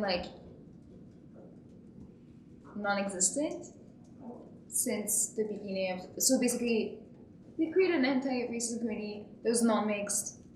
Then I don't want to use the word harass because I don't like this word, but I basically harassed all racialized people on council to join. Nobody ever got back to me, so that's been like that. So I've been starting with student at large and community members, and I've already had responses of people very much interested in participating. Also in talks with Cheyenne from the FPSTMA to either send someone because she's quite overwhelmed with all the work. So yeah, there's been already discussions of people wanting to get involved, but that also has to go through appointments committee, right? Yeah. Thank you. Do you have a follow-up question? Well, can I just continue my point now that I have Yes. my question? I think that I will motivate against this going to policy committee, and that if the room feels that it should be sent to anybody, that it be sent to the BIPOC committee when it's formed after appointments. Robert? Is there a speaker's list right now? There's Thomas and now you. Call the question. Okay. Do we have a second? Heidi? Great. All those in favor of calling the question, please raise your placards. So we're calling the question to referring to policy committee, just to clarify. Keep your placards up nice, please.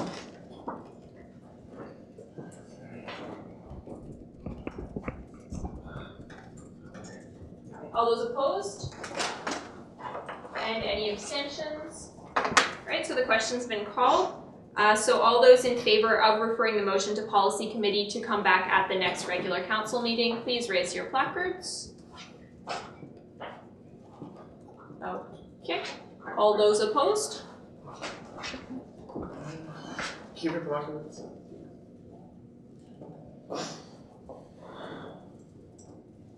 Right, any abstentions? There's two. All right, so the motion to refer to policy committee fails. So we're going back to the main speakers list. So this is just the motion itself as read by Lana, and it's Alex, Julia, and now Sophia. Alex?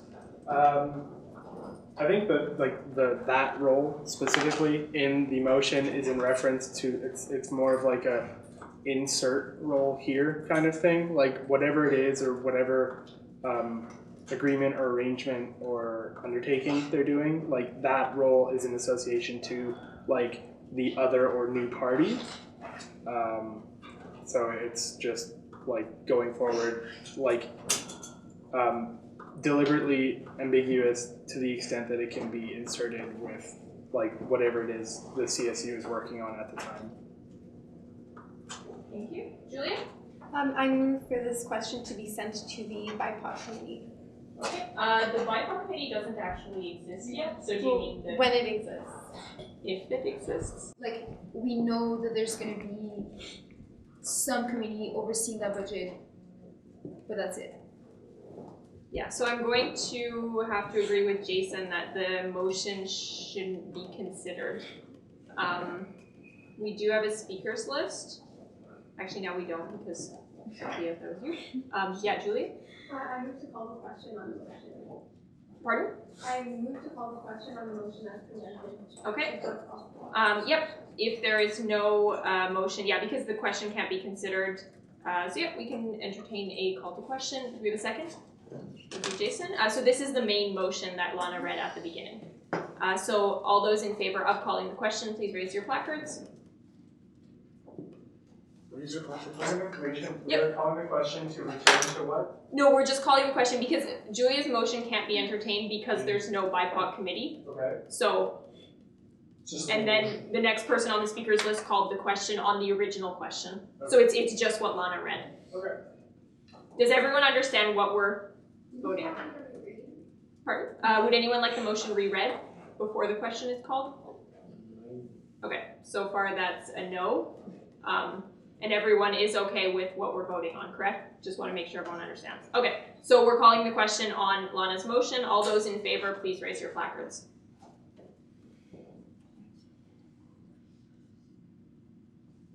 Right, all those opposed?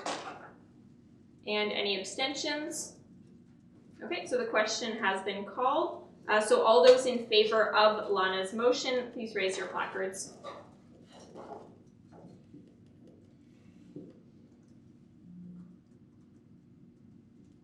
Right, all those opposed?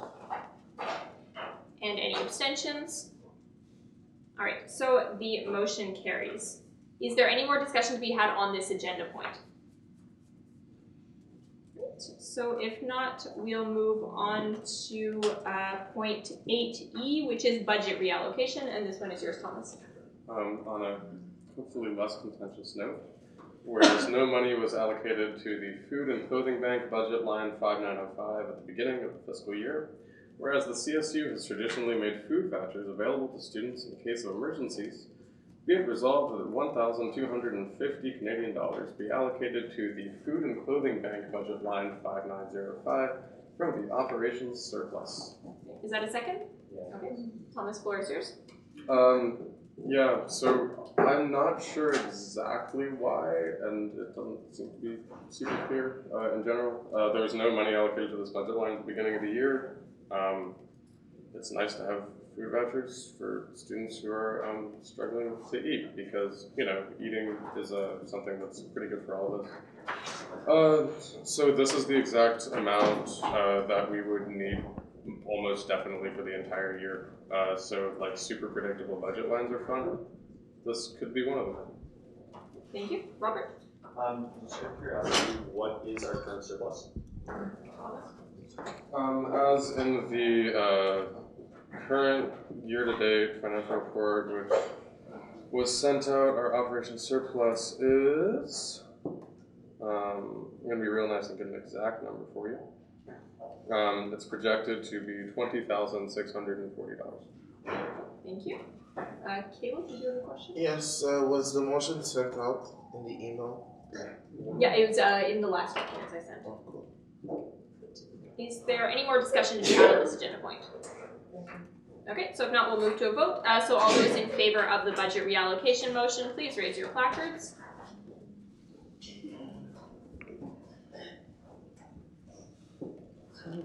I know, I see. I'm good. Great, all those opposed? And any abstentions? Great, so the motion carries. Is there any more discussion to be had on this agenda point? All right, so if not, we'll move on to 8F, which is financial presentation. And Thomas, the floor is yours. Wonderful. I'm going to take that literally and keep the floor. I apologize, my ankle's a little bit injured right now. So I won't be standing. I won't be standing for however long this presentation is. And here's hoping that this here projector makes my laptop.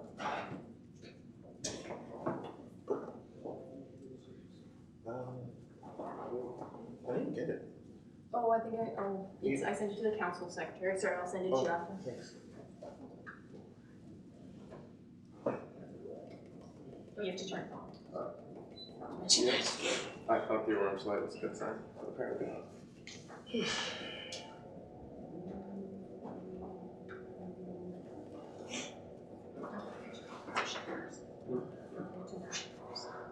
Yes, please.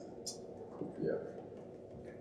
Procedurally, I motion to approve the year-to-date financial report for December. That being period 11 of the current fiscal year. Okay, seconded by Robert. And Thomas, the floor is yours. Just might want to move it over. Yeah, oh wow, that's really bad. Okay, so apologies, this is like super not optimal. This document was sent out a bit late, but you should all have it if you want to follow along at home. I'm not going to go through every single line because that would take a long time, and frankly, that would not be very useful information for anyone. So, better. All right, so first off, we're going to start with operations. On the revenue side, this has been mentioned before. We get a big old payment from the university in January of student fees, which should bring us just about to the number on the far right, the annual budget number. You'll see a really huge deficit right now, but that's just because we don't have the fees. We'll definitely be getting those in January. So not a super big deal. By the way, I'm going to be taking questions as the presentation goes on, just so you don't have to remember all the way till the end. Otherwise, let's see. I'm not going to be also talking about things that we're talking about in previous presentations, because that would be a bit of a waste of time. Okay. Let's skip. So for, council and electoral expenses, we're a little bit over what we had projected. We would be at right now. A large part of that is due to council training. Since we did add mandatory consent training, this is not super surprising. And even though it's $2,000 over, it seems like we're making up for it in other lines. The other slightly more surprising thing is line 5300, elections and referendums. The year-to-date projection, the 6,000 number, I'm not sure exactly where that came from, but it doesn't really make a lot of sense. There was also only 35,000 budgeted for elections this year. We are below what we spent on by-elections last year, and I'm fairly certain that all expenses related to by-elections have come in. However, just so that everyone's aware, elections last year were unusually expensive. They were up to $60,000, which you'll notice is a little bit more than the $35,000 that is written here. So we do expect this line to go up a good deal in the general. However, like we said before, we have been running elections on a smaller budget so far this year.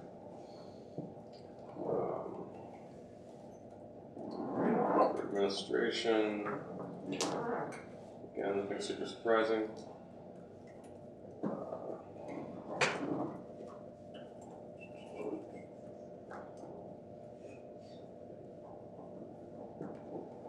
For financial and legal fees, I'll draw your attention to 5216, legal fees for collective bargaining.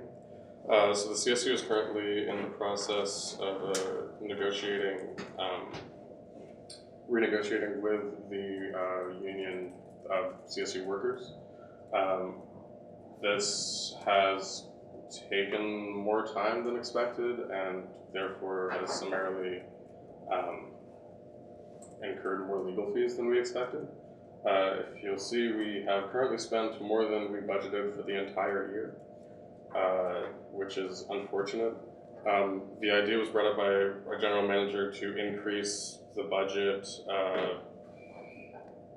further to reflect this. However, since we don't know how much will be spent on this, it really makes no sense to increase the budget.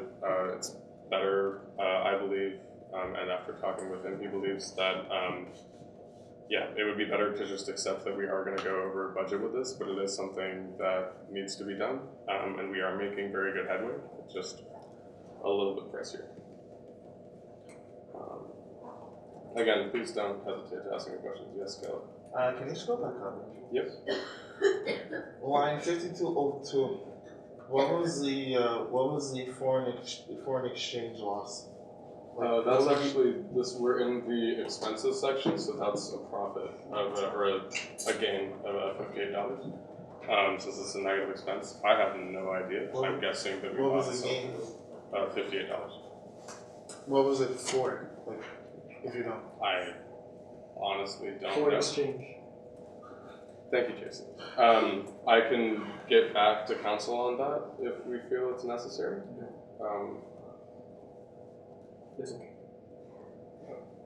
Okay. Yeah, it's relatively small. I'm guessing that we bought something and currency happened. Otherwise, yeah, this is the big student engagement initiatives. So here's stuff that's a little bit more interesting. I say a little bit. The big one here is orientation, 6,000. We have winter orientation coming up in January, which is going to be super great. And Rachel will gladly talk to you about some more if you want to be marketed to. Rachel's assured me that most of the expenses for winter orientation has come in, and with the remaining $19,366, that should be plenty to cover everything. So we're all in the clear there, which is super nice. And maybe we'll even spend less than that, right? Hopefully. Okay. Yeah, we'll see. Otherwise, okay, so now we can move on to Hojo. Any questions related to operations? Going once? Going, Rob, is that a hand, or are we just doing something weird? Okay, alright. Teams happens. Alright. So for Hojo revenues, we're going to see the same thing with the services as we did with the operations budget, where about half of the student fees hadn't come in. Assuming that we get exactly what we got in the fall, we'll have a little tiny bit more than we projected of the 183. Otherwise, again, the middle numbers, the projected year to date, are super not accurate, but they, especially for the services, it's very hard to gauge where exactly we should be. The more important thing to focus on is how the numbers compare to the annual budget on the right. And as far as Hojo is concerned, we're halfway through the year, and for the most part, it looks like we're less than halfway through the money. So that's a real good sign. Hojo should be pretty good by the end of the year.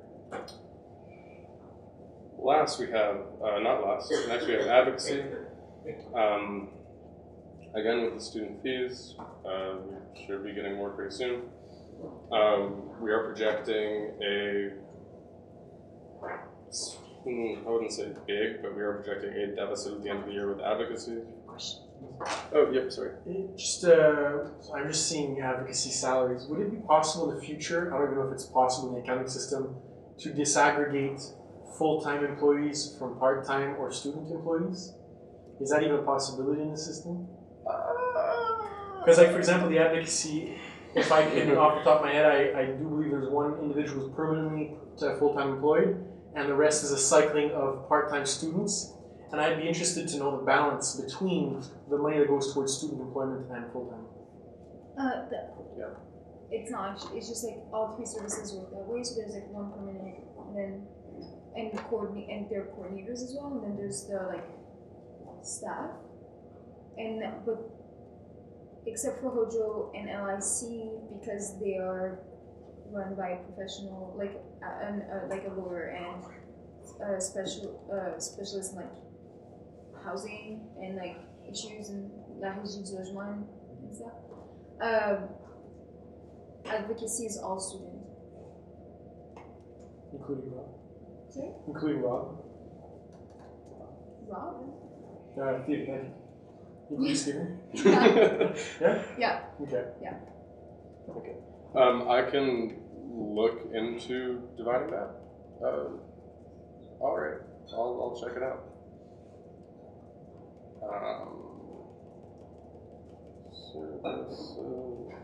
Divide salaries. Yeah. Otherwise, advocacy seems to be kind of the same deal as Hojo. There was, and Sophia might be able to speak a little bit more about this. The GSA is, I guess, I don't want to use the word buying in, but they're starting to contribute to advocacy, so that has changed things a bit. Yeah, so basically the Advocacy Center is helping, well, the CSU Advocacy Center is helping the GSA build their own Advocacy Center, which means that, so right now what we're going to do when we come back from the break is we're going to start hiring graduate advocates. They're going to be trained with the CSU advocates, and they're going to be trained by the coordinator. Just keep in mind that all of this is paid by the GSA.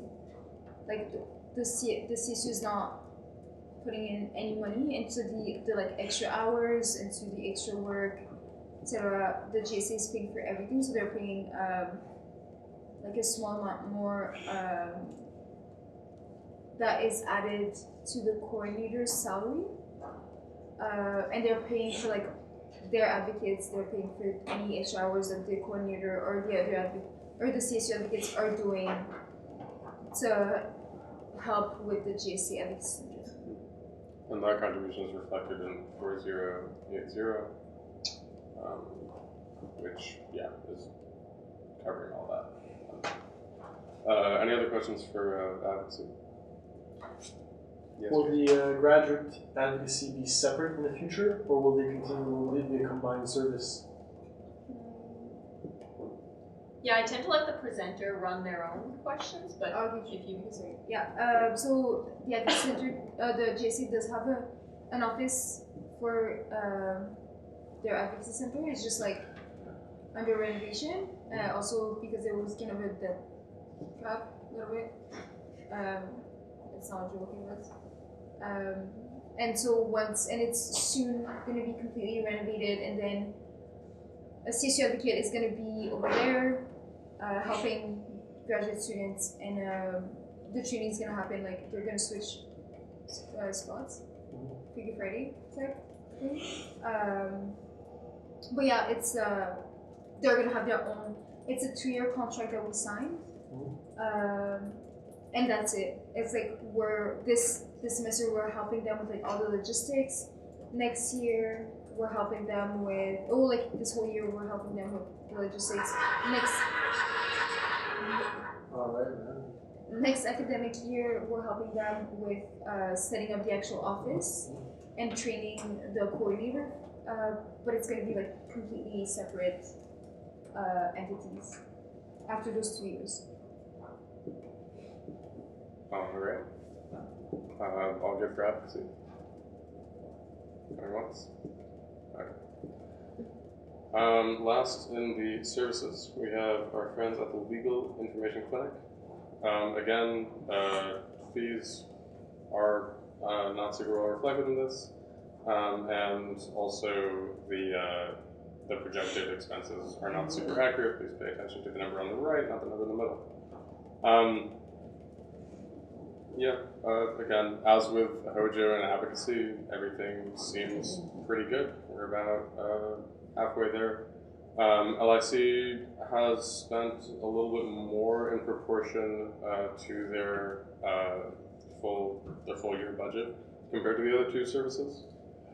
But if they need to, they can surely adjust in the upcoming semester.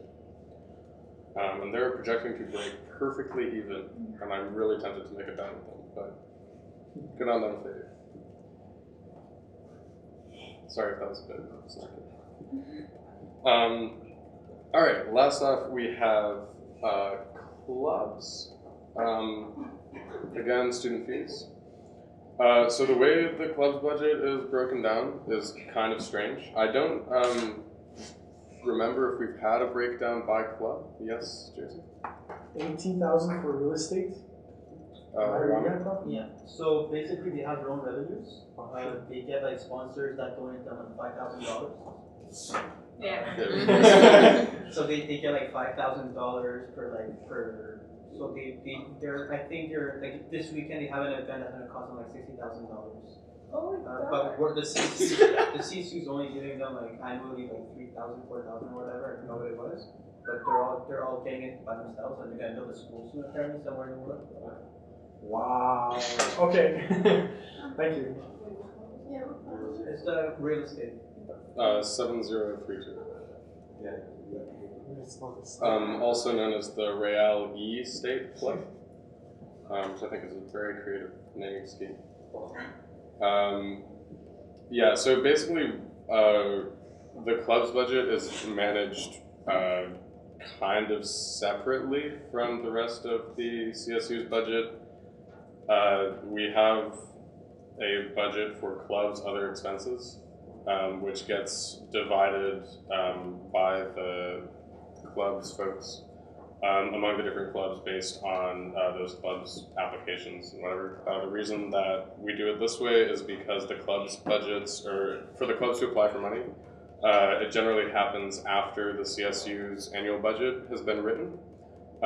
So instead of like reallocating, I don't even know how many, like 100 budget lines, it's better to just like say, okay, this pool of money is reserved for all the clubs, and it'll be distributed by the club's coordinator and their office friends.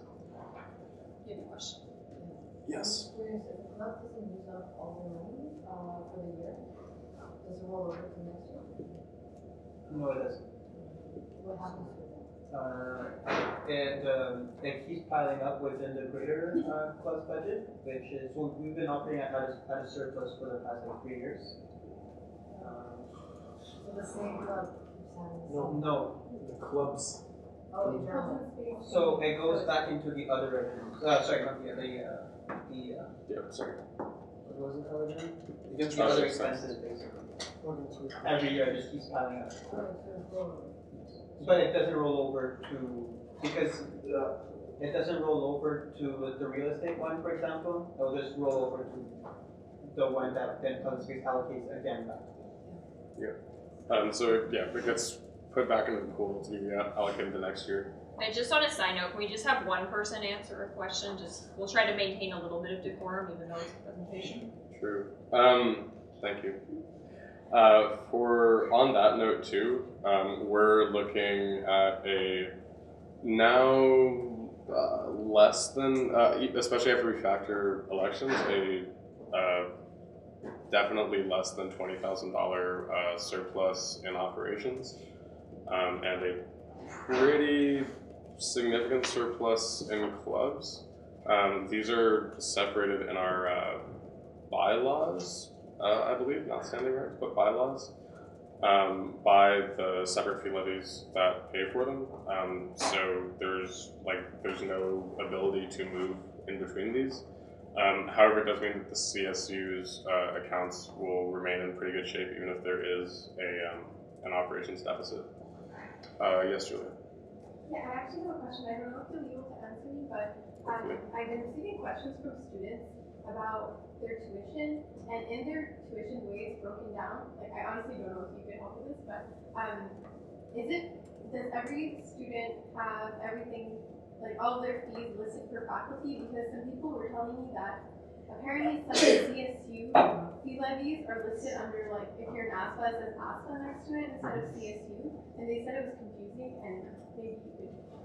My understanding, and I'm not super familiar with the student side of Concordia's accounting, is that when,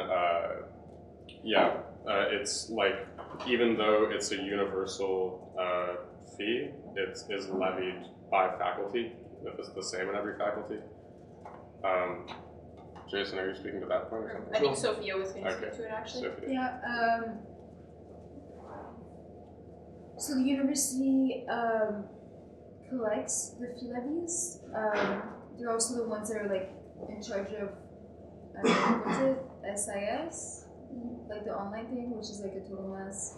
I can't be the only one.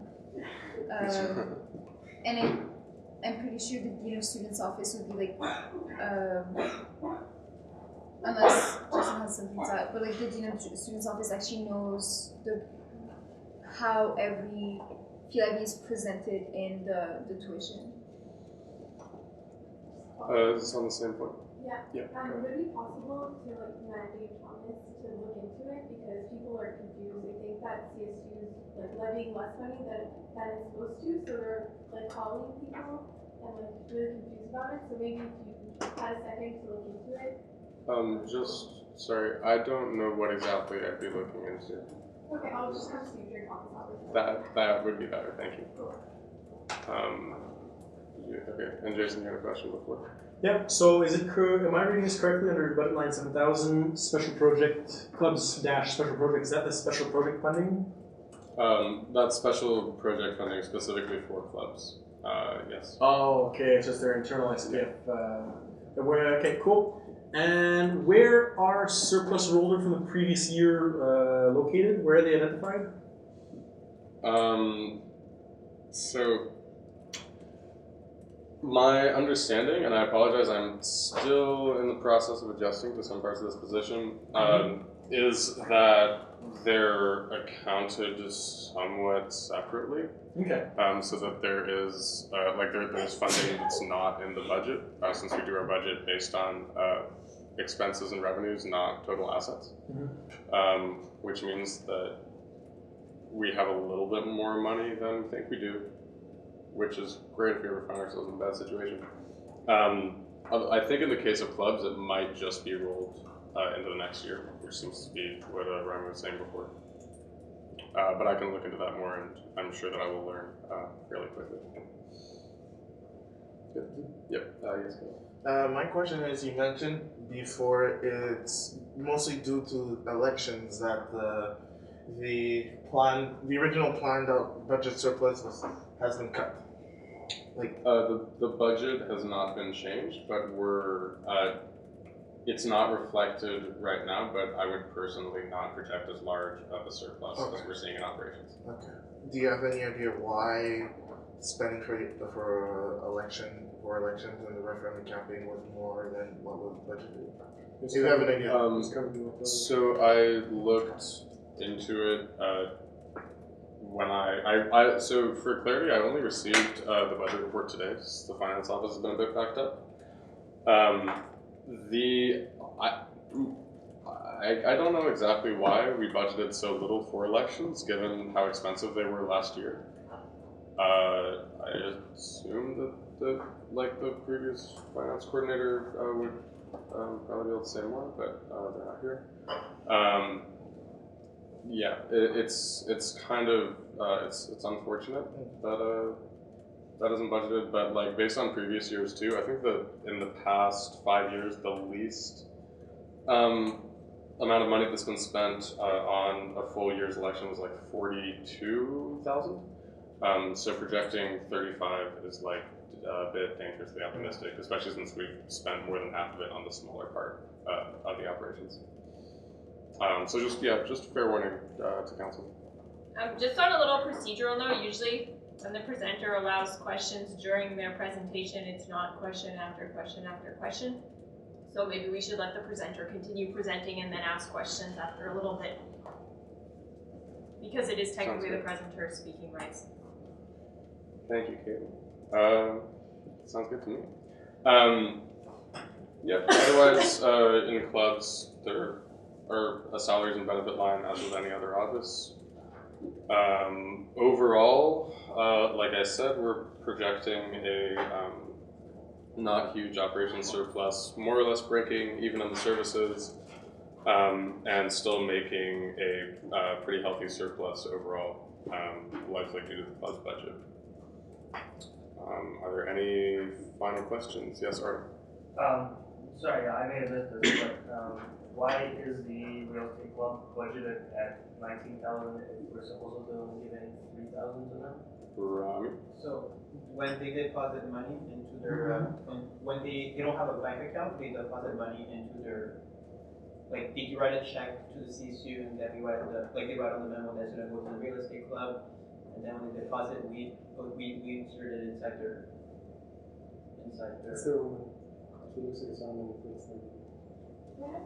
Yeah, okay, let me just go back to the beginning here. The reason that we let the presenter do presenter question is so that I don't have to micromanage the meeting and say, Thomas, now you can speak, now you may ask a question, now you may have a direct response. So it's getting a little bit out of hand with people interjecting and things, so I'm going to have to take back hold of the meeting and go, Thomas, now you can speak, now you may ask a question, now you may speak. So Thomas, now you may speak. All right, well that goes through the budget. This was not an exhaustive presentation. As I said, still adjusting a little bit to the position. If people find that something wasn't fully covered that they would like to know more about, especially since this was sent out last minute, please feel free to send me an email. I will not be in the office very much for the rest of this calendar year, but I will be fully reachable by email and will have access to all of the technology and information that the beautiful CSU office grants us. On that, are there any final questions before we hopefully approve this budget? Alright, so if there's no more questions, Robert, do you have a question? Okay, Thomas, do you have anything to add? Nope.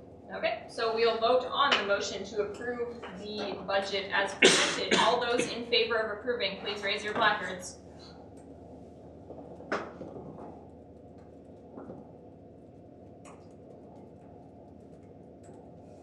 Alright, all those opposed? And any abstentions? Okay, so the budget is approved. Are there any final words on this agenda point? Okay, so if not, we'll move on to 8G, which is BIPOC committee budget. And Sophia, the floor is yours. Yes. Whereas Council approved the allocation of a $15,000 budget for the current Academic Affairs and Advocacy Coordinator, whereas this budget is meant for Black, Indigenous, and people of color initiatives, and is not binding to the position of the Academic Affairs and Advocacy Coordinator that will be allocated each year to a racialized member of the executive team. Be it resolved that an Article 16J be added to the CSU standing regulations as follows. Black, Indigenous, peoples of colors, BIPOC committee. The BIPOC committee is responsible for helping and facilitating the planning, preparation, execution, and financing of BIPOC events and initiatives supported and or organized by the CSU. The BIPOC committee is a non-mixed committee for Black, Indigenous, and peoples of color exclusively. Be further resolved that Article 17 and 177 be changed accordingly as follows to accommodate for the racialized non-mixed committee operating that budget. All right, thank you. Do we have a seconder? That was very even. Aggie? And floor is yours. Yeah, so the first be it resolved, obviously, is just a description of the committee. And the second is to, again, accommodate the for the racialized non-mixed committee according to that budget. So basically what it says is it gives the composition of the committee. So every other committee except for Senate, except for Academic Caucus is composed the same way. So there's a number of councilors, a number of one student at large, one executive member. So basically we created 17.1 and 17.2, as well as 17.3. 17.1 is the composition of the committee. So it's 2 BIPOC racialized representative appointed by council, 1 BIPOC racialized member of the executive, 2 student at large, BIPOC racialized student at large members appointed by council, appointments committee, and 1 BIPOC racialized committee member appointed by council, again, appointments committee. 17.2 just is, so in case if there's no racialized executive member of the CSU team, the money will not be able to be used. Like this is a BIPOC budget. This goes to racialized members, so Black, Indigenous, or people of color. So non-white, no European, no West European, no North American, in ethnicity. I'm not talking about citizenship. And so, if there's no racialized person in the team, then that money gets frozen. Nobody can use it until the next year, hoping that there's a racialized member in the executive team, because if there's not, there's a problem. We are in Montreal, we're a diverse university, and so it should be represented within the execs.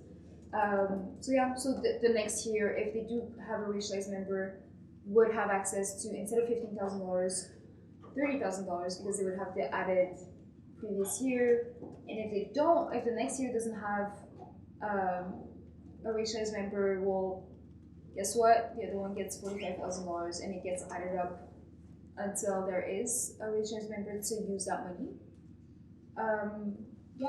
And also 17.3 is basically saying that regulation 14, which is a notwithstanding clause, may not be used to notwithstand regulation 17.1 and 17.2, which means that this money is bound to Black, Indigenous, and POC initiatives.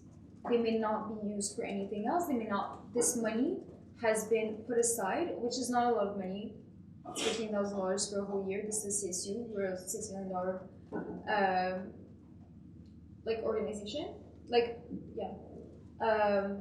And so this money can and there's the student life committee, there's the sustainability committee, the Loyola committee, external committee. There's so many committees that are already accessible to non-racialized member of this university. So this is exclusively for BIPOCs, and it cannot. This just to make sure that this money is not like people come in and just change the standing ranks to be able to change the allocation of that money. Thank you. Do we have any discussion on this motion? Discussion or questions? Okay, so if not, we'll move to a vote. So all those in favor of the motion as read by Sophia, please raise your placards.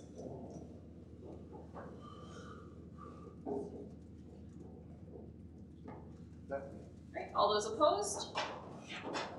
And any abstentions? Is your placard up, Robert? Okay. There we go. Any abstentions? All right, so the motion carries unanimously. Is there any more discussion to be had on this point? All Alright, so if not, we'll move on to 8H, which is Loyola Committee. Oops, sorry, I apparently went on a little power trip. Marcus, the floor is yours. Okay, so I initially wanted this to be about like half an hour-ish, but I think we can cut it down to 20 minutes or so. I'm not serious. Yeah. So, yeah. Sorry if I raised anyone's blood pressure temperature. So this is pretty straightforward. I just pulled the minutes because I figured we should talk about it at the council. Because as all of you... Motion. Okay, fine. I posted it in the council group, but I'll read it out. 1 second. Whereas space renovations at Loyola have been pursued through the Loyola Committee and by the Loyola Coordinator since May 2016 due to the need for upgraded facilities at the SC200 space and hosting the Loyola 3-month program. Whereas Bernard and Associates has worked with the CSU in the past to develop a comprehensive work plan towards achieving these ends. Be it resolved that the CSU approved a maximum of $8,000 from the Student Space Accessible Education with a contingency fund to be put towards the Bernard and Associates work plan as presented in the additional documents of the December regular council meeting. I think if Sorry. Were you going to continue? I was going to add 2 further be it resolves. One that it be, I forget the wording, but in line with special bylaw I. And the second one that we approved the minutes, which I pulled. Okay. Seconded by Robert. Marcus? Okay, so this is, again, pretty straightforward. The documents were sent out. I hope everybody had a chance to look at them, but it's just a work plan with the firm Bernard and Associates so that we can work with them like in a professional relationship in order to pursue these renovations. Yeah, we talked about it at the Loyola committee meeting, but figured if anybody had any questions, we could bring it up here. Also, the figure is the total that was presented in the work plan plus 15% came out to just under $8,000, so I rounded it up. And yes, that's it. Is there any discussion to be had on the motion? Okay. Oh, I sent you the... Okay, no discussion or questions. So if not, we'll move to a vote. So all those in favor of the motion as read by Marcus, please raise your placards.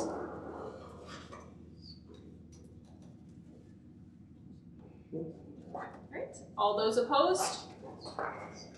And any abstentions? All right, thank you very much. So the motion carries. Is there any more discussion to be had on this agenda point? Okay, so if not, we'll move on to question period and business arising. Yes, Jason.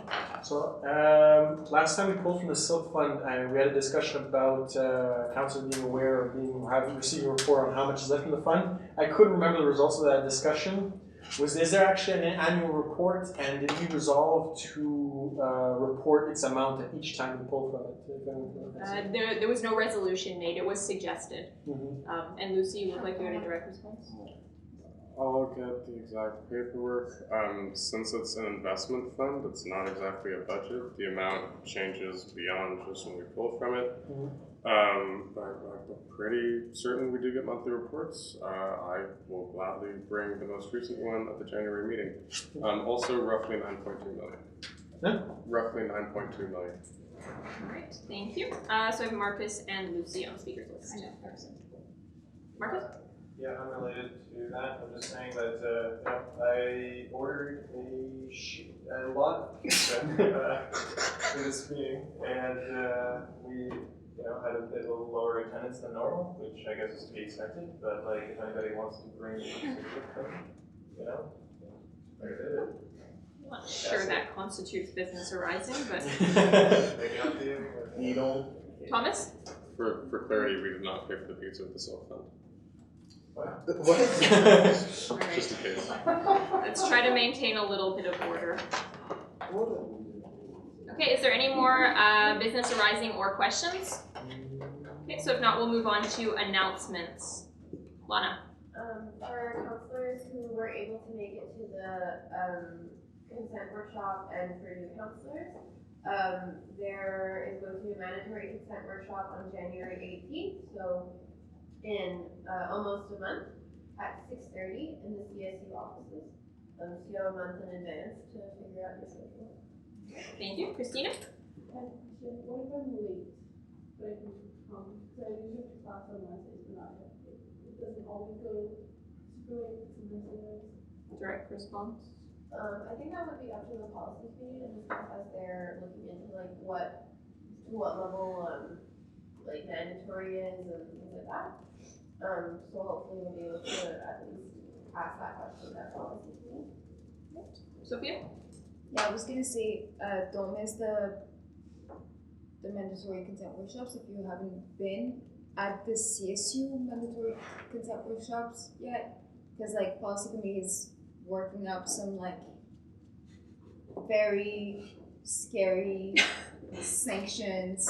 I'm just kidding. We're like just trying to make this like actionable. But yeah, don't miss it. Right. And we'll look into lateness and all. Thank you. Are there any other announcements? Lana? This is less of an announcement.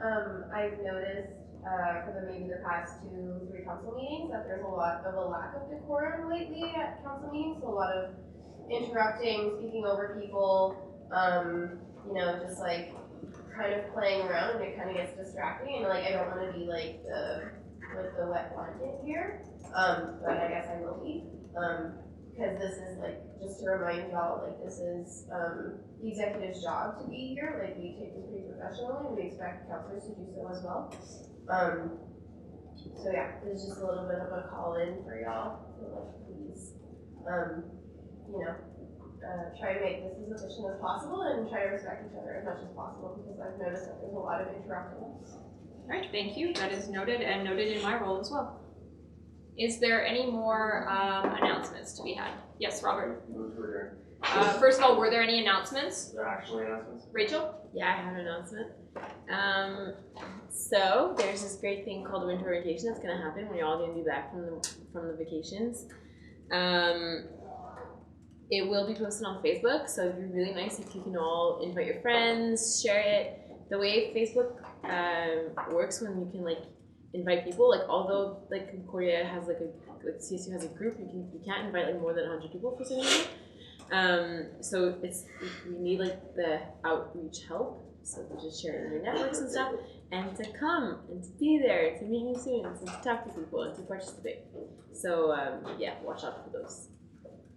Thank you. Thomas and Sophia?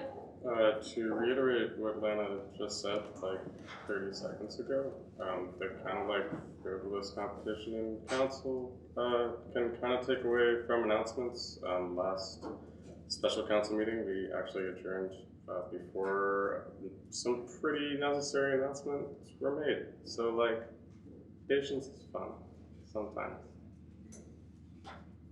Sophia? Well, this sucks, but move to adjourn. Okay, but first, were there any actual announcements to be had? Lana? I again don't want to be a wet blanket being a mom today, I guess. A lot of executives have noticed a really poor attendance at their committees and poor attendance in terms of answering their messages as to when they're available, actually showing up when they say they're available, things like that. Just a little bit of a reminder that if you feel that you can't take on the time of the committee, that's okay. No one's mad at you. But like, please leave the space for somebody else so we can actually get stuff done. Thank you. Announcements, Caleb and then Jason. Yeah, I want to make an announcement simply that a motion was made about the minutes a while back, and I've made my attempt to correct them as much as I can. So I implore council to look at them carefully and properly, and to give me as much feedback as you can. Constructive criticism is great. Thank you. And you can always email Caleb as well. His email's on the mailing list. Jason and then Sophia. Sophia? It's Christina's birthday today. So I thought we could maybe sing her happy birthday all together joyfully. Yes, yes. Happy birthday to you. Happy birthday to you. Happy birthday, dear Christina. Happy birthday to you.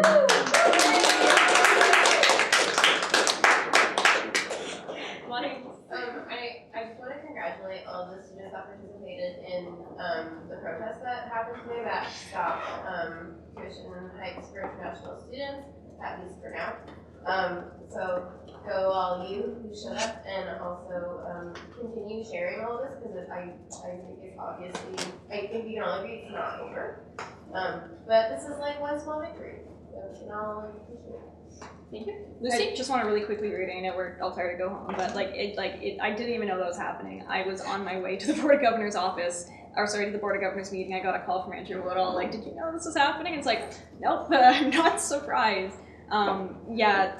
It's so appreciated that you've all been acting as representatives and have been pushing this. I think for the governors there who did vote against this, many of them were campus-based. And I think they understood what was coming from students and acted on that behalf. So, like, whether you were doing that thing today, whether you've been sharing stuff beforehand, it's really appreciated. So thank you. Thank you. Okay, are there any more announcements? Yes, Robert? Okay, I'll entertain it. Alex? Okay, all those in favor of adjourning, please raise your placards. Okay. All those opposed? And any abstentions? Perfect. Thank you very much, everyone.